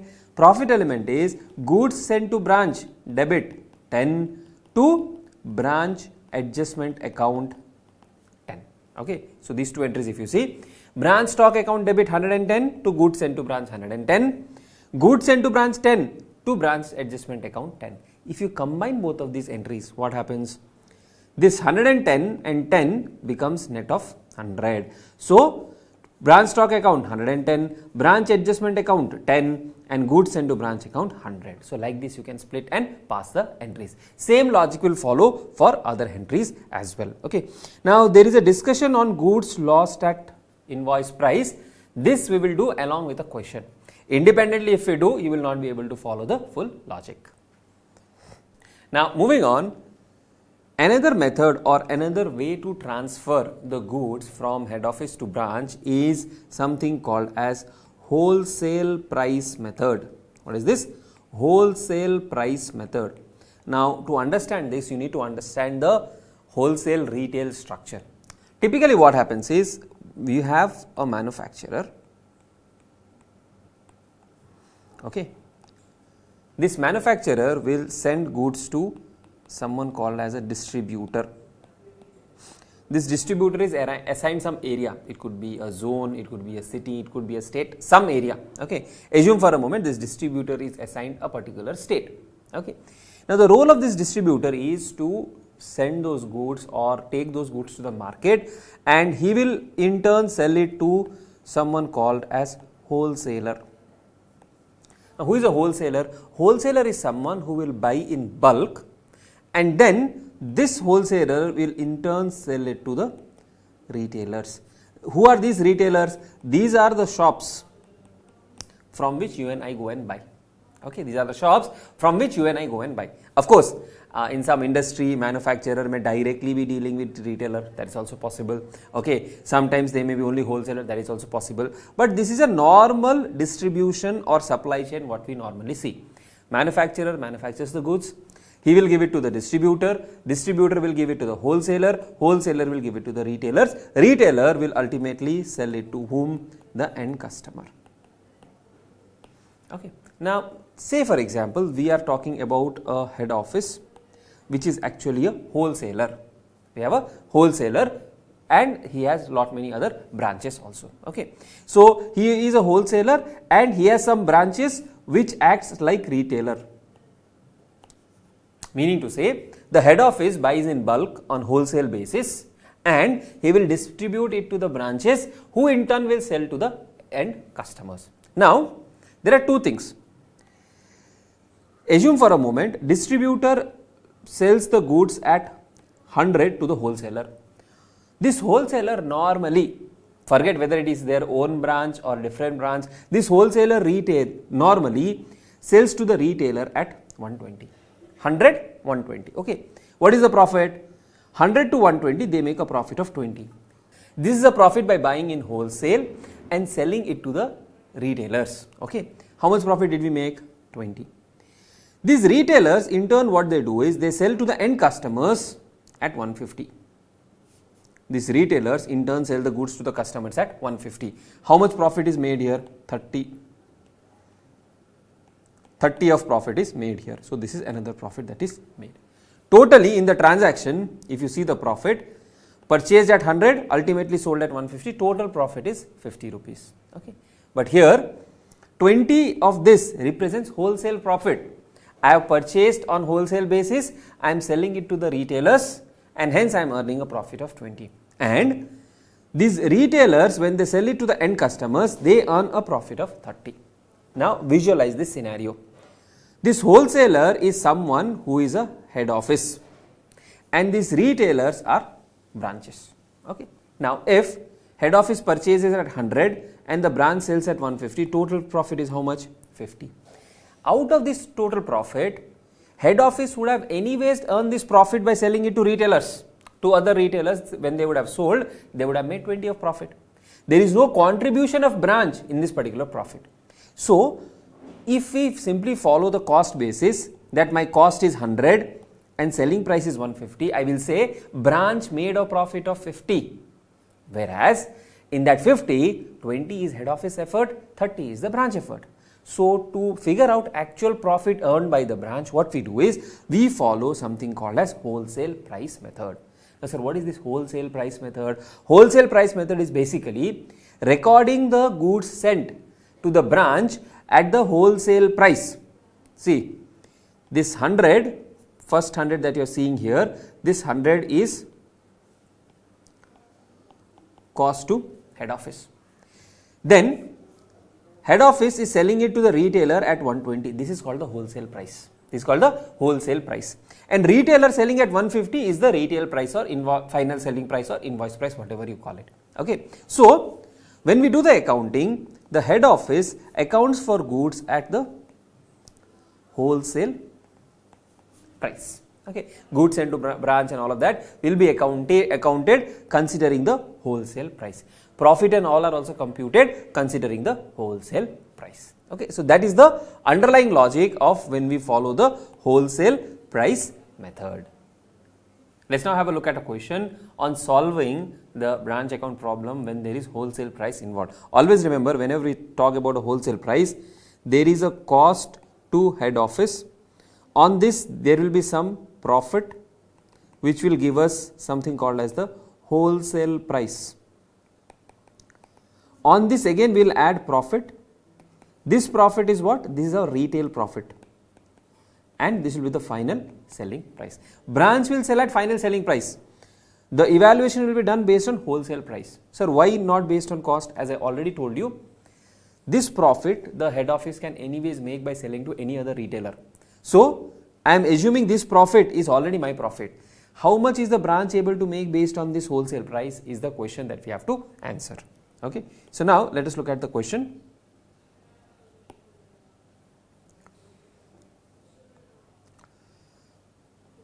Mr. Rahul operates a number of retail outlets to which goods are invoiced at wholesale price, which is cost plus 25%.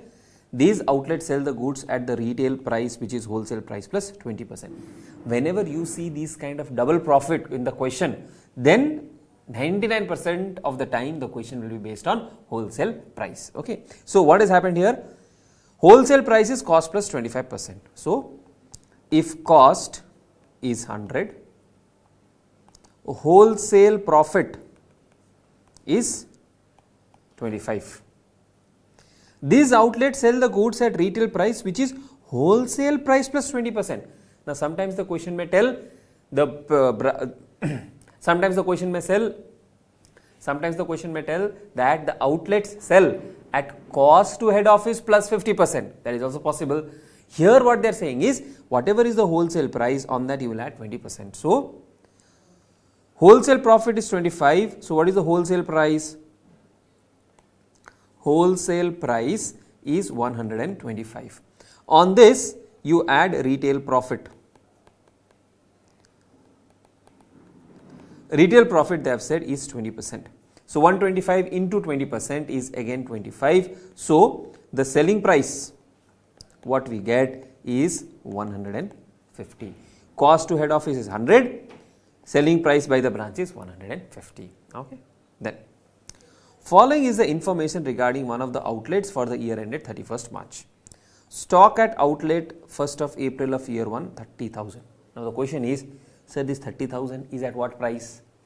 Normally, unless otherwise mentioned in the question, this will be at the wholesale price. This will be at the wholesale price because head office is invoicing to the branch at wholesale price. So this stock at outlet will be at wholesale price. Goods invoiced to the outlet during the year, again wholesale price. Gross profit made by the outlet, this is as per the stock account. When you prepare, you will get to know this is the gross profit. Goods lost by fire, question mark. So here the question is saying there are some goods which are lost by fire. Sir, how do we calculate goods lost by fire? Just go back to your foundation days when you have seen inventory accounting, finding out the value of inventory, working backwards, balancing figure in trading account. From that way we can calculate the goods lost by fire. When we do the question, you will be able to understand. Expenses of the outlet 20,000, stock at the outlet 36,000. This is again at wholesale price. You are required to prepare the following accounts in the books of Rahul Limited: outlet stock account, outlet P&L account and stock reserve account. Three things we have to prepare. Okay. Now when we say outlet stock account, we are considering wholesale price as the cost basis for the outlet. Okay, because this 25 is anyways earned by head office.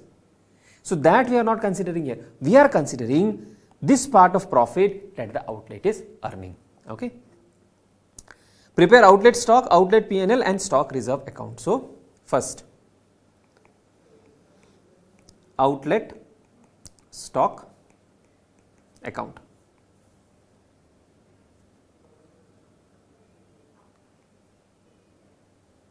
Okay. Opening balance. How much is the opening balance? Opening balance is 30,000. So in the stock account you would say to balance brought down 30,000. This is at what price? Wholesale price. Now this 30,000, does it have some profit element? This 30,000, does it have any profit element? If you see, the wholesale price has this profit element, but this profit element is head office profit. It is not related to branch.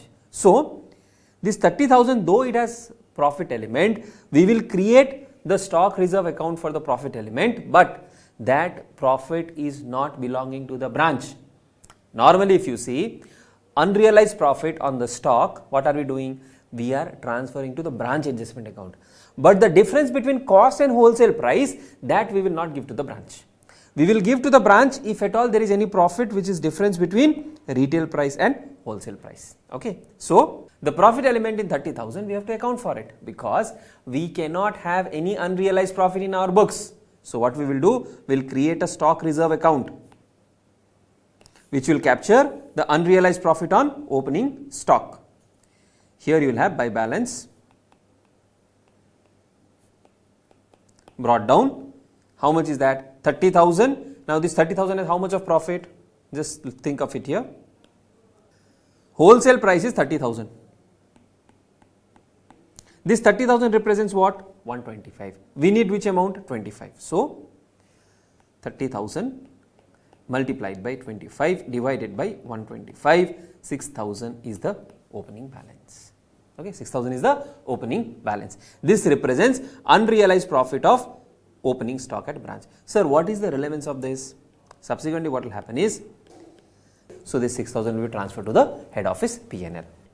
Because once we sell the stock, profit is realized, so this 6,000 will be transferred to the head office P&L. Okay, then goods invoiced to the outlet during the year 3,24,000. 2. Goods sent to branch 3,24,000. Now, this goods sent to branch account 3,24,000, does it have profit element? Yes, it also has profit element. Then, do we need to remove this profit element as a part of loading? We will not do that. Why? Because this profit element belongs to the head office. This profit element belongs to the head office. But sir, it is not yet realized, so should we not reverse that? We will not reverse it. We will only reverse the unsold portion. Just think of it logically. 30,000 is the opening stock, 324 we have sent to the branch. Whatever has been sold, to that extent our profit is realized. So we will create stock reserve only for unsold stock. We will create stock reserve only for unsold stock. Whatever has been sold, that is our profit. So ultimately what will happen? This 324 will be transferred to trading account on the credit side, right? Automatically the profit will get captured. For instance, wholesale price is 3,24,000. How much is the cost? 3,24,000 represents 125 multiplied by 100. Cost is 324 divided by 125 into 100. 2,59,200. How much is the profit? Profit is minus 324 if I do 64,800 is the profit. How will this get automatically recorded? Think logically. The cost is 259,200. In your purchases you will record 259,200. On the credit side you will say goods sent to branch 324. So the difference gets captured as profit automatically. And sir, why are we not reversing this now? We are not reversing this now because whatever will be sold, to that extent we will realize the profit. Whatever is unsold is where we have to reverse the amount. Okay, so that is the logic. Goods sent to branch account 3,24,000. Then gross profit made by the outlet 60,000. So in the stock account we will have gross profit. To gross profit carried down, how much are they saying? The question itself has given 60,000. Stock at outlet on 31st March 36,000 by balance carried down, how much? 36,000. On this 36,000 also we have stock reserve. So here you will write to balance carried down 36,000 multiplied by 25 divided by 125. 36 into 25 divided by 125, you get 7,200. This is the balance carried down. Okay. Now what will be the impact in the P&L? See, this 6,000 is previous year's stock unrealized profit. Assume we sell the stock. So this will be transferred to P&L. So to head office P&L 6,000, and this will be by head office P&L current year we will transfer to the debit side. Normally if you see on a net basis 1,200 is being recorded in head office P&L. Okay. Now why is this coming up? Because we have credited trading account with a higher value. We have credited trading account with a higher value. This has a profit element of 64,800. What are we indirectly saying? 7,200 of profit is not realized. So to that extent reduce the P&L by debiting the P&L account. Okay. Now what is missing in the outlet stock account? We have recorded gross profit. We don't have sales. We need sales. We need sales. How much is the sales? See, if gross profit is 60,000, gross profit is how much? 60,000. How much will be the selling value? That is what we need. So 60,000 represents 25, we need 150. So sales will be 60,000 divided by 25 into 150. 60 divided by 25 into 150, sales is 3,60,000. Other way to do that is, if you get confused, the best way is selling price is 150, gross profit is 25. 150 and 25, 25 is 60,000, how much is 150? Do a cross multiplication, 60 into 150 divided by 25, or 60,000 represents 25, how much will be 150? That is one way to ask the question. So we get sales is 360. So 360 plus 36, and we have these debit side items. Let us do the total. 360 plus 36,000, the total comes to 3,96,000. And this side, the total is 324 plus 60 plus 30, total is 4,14,000. Total is 4,14,000. 414 minus 396, difference comes to 18,000 on the credit side. Now what does this difference represent? The question has this missing number, right? Balancing figure, goods lost. So by goods lost 18,000. Sir, why are we crediting goods lost to the outlet stock account? We want to know the gross profit on sales made. This is something which is lost. That lost number should not impact our gross profit. This is an actual loss which will be taken to the P&L, but that will not affect, or that should not affect our gross profit. Okay, it is like whatever goods has been lost, we are removing from the purchases or from the stock sent to branch account. Okay, so that is why we are crediting here, and this will be subsequently taken as a loss in the P&L. So outlet stock account, opening balance at wholesale price, closing balance at wholesale price. Goods sent to branch at wholesale price, gross profit given in the question, sales we have derived, balancing figure is the goods lost. Okay. Then the question has asked outlet stock account prepared, stock reserve account prepared. The logic behind stock reserve account is, if outlet has some goods at wholesale price, that wholesale price has profit element, we should not recognize unrealized profit. So to the extent of unrealized profit, we will reverse. Reverse means, see, what are we doing? We are saying by head office P&L 7,200. We are reducing the P&L.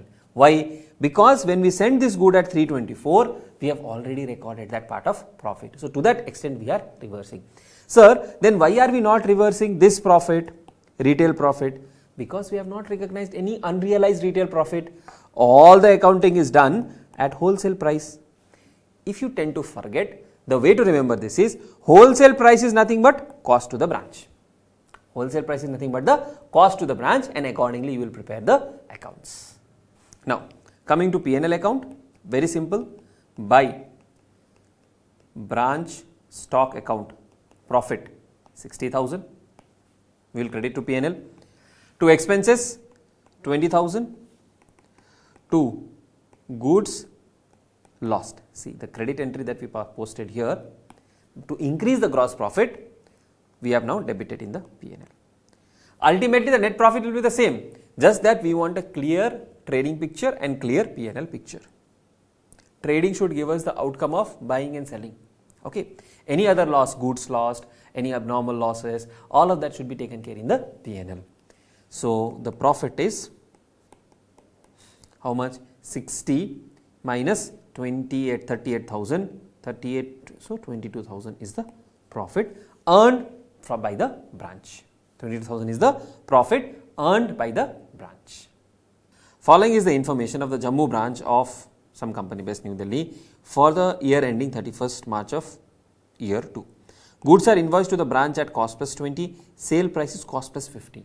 Now here selling price is what? Cost plus 50%, means if cost is 100 plus 20 you will get 120. This is the wholesale price. Then 50% is the profit margin on cost to arrive at the selling price. So retail selling price will be 100 plus 50 150. It is not 50% on 120, it is 50% on 100. So, retail profit is how much? Retail profit is 30, selling price is 150. That is how you have to compute. Okay. Stock as on 1st of April of year 1, invoice price is 2,20,000. This invoice price means what? This is your wholesale price, because goods are invoiced to the branch at cost plus 20%. So, this is your wholesale price. Goods sent to branch during the year at invoice price 11 lakhs. Sales 12 lakhs. Expenses incurred 45,000. Ascertain the profit earned by the branch during the year. Branch stock reserve in respect of unrealized profit. See, this stock reserve relates to the wholesale profit only, because we are otherwise accounting at wholesale price. Okay. So, to ascertain the profit earned by the branch, what do we need to do? We can prepare a ledger format, or we can prepare your statement format also. We will follow the ledger format so that it is structured. Okay. So, what do we prepare? Branch stock account. Okay. Now, in the branch stock account, 1st April opening balance 2,20,000. To balance brought down 2,20,000. Goods sent to branch 11 lakhs. To goods sent to branch 11 lakhs. On this opening balance, we will have stock reserve. On the closing balance, we will have stock reserve. Then sales 12 lakhs.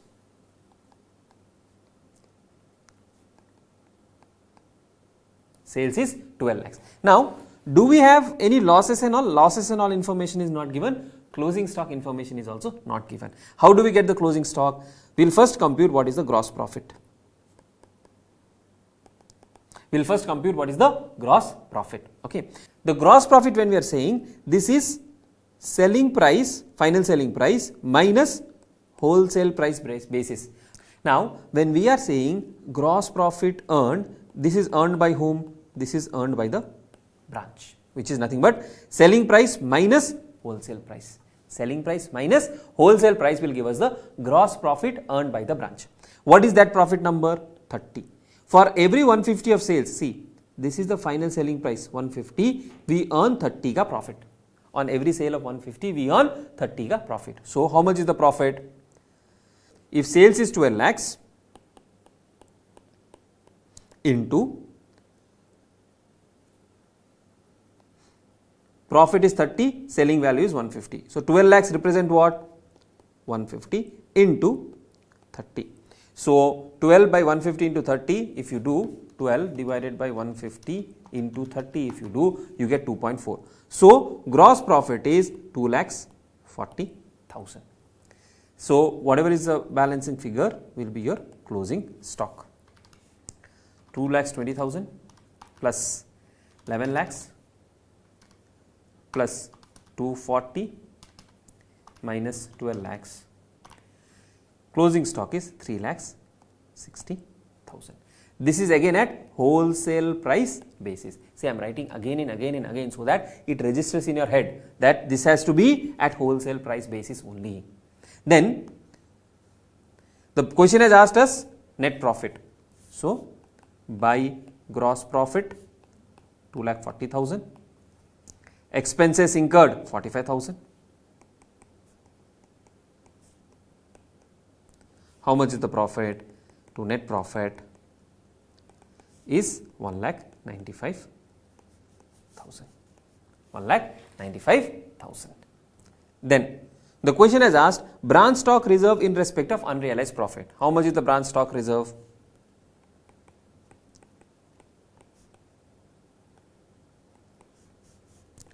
Now, when it comes to stock reserve, this is what? Unrealized profit of head office. Unrealized profit of head office. So, what is the opening stock?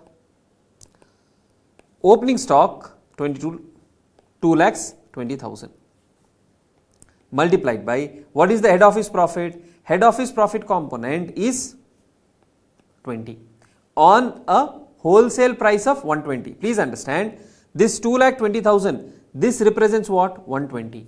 On this, how much is the profit? 20. So, 220 divided by 120 into 20. If I do, I get 36,666 or 667. Okay. On closing, my closing inventory at wholesale price is 3,60,000.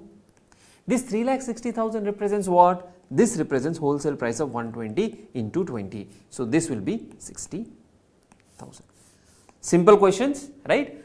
In your ICAI study material, this question has been given before the wholesale price method. So, please do it after the wholesale price method so that you have better clarity.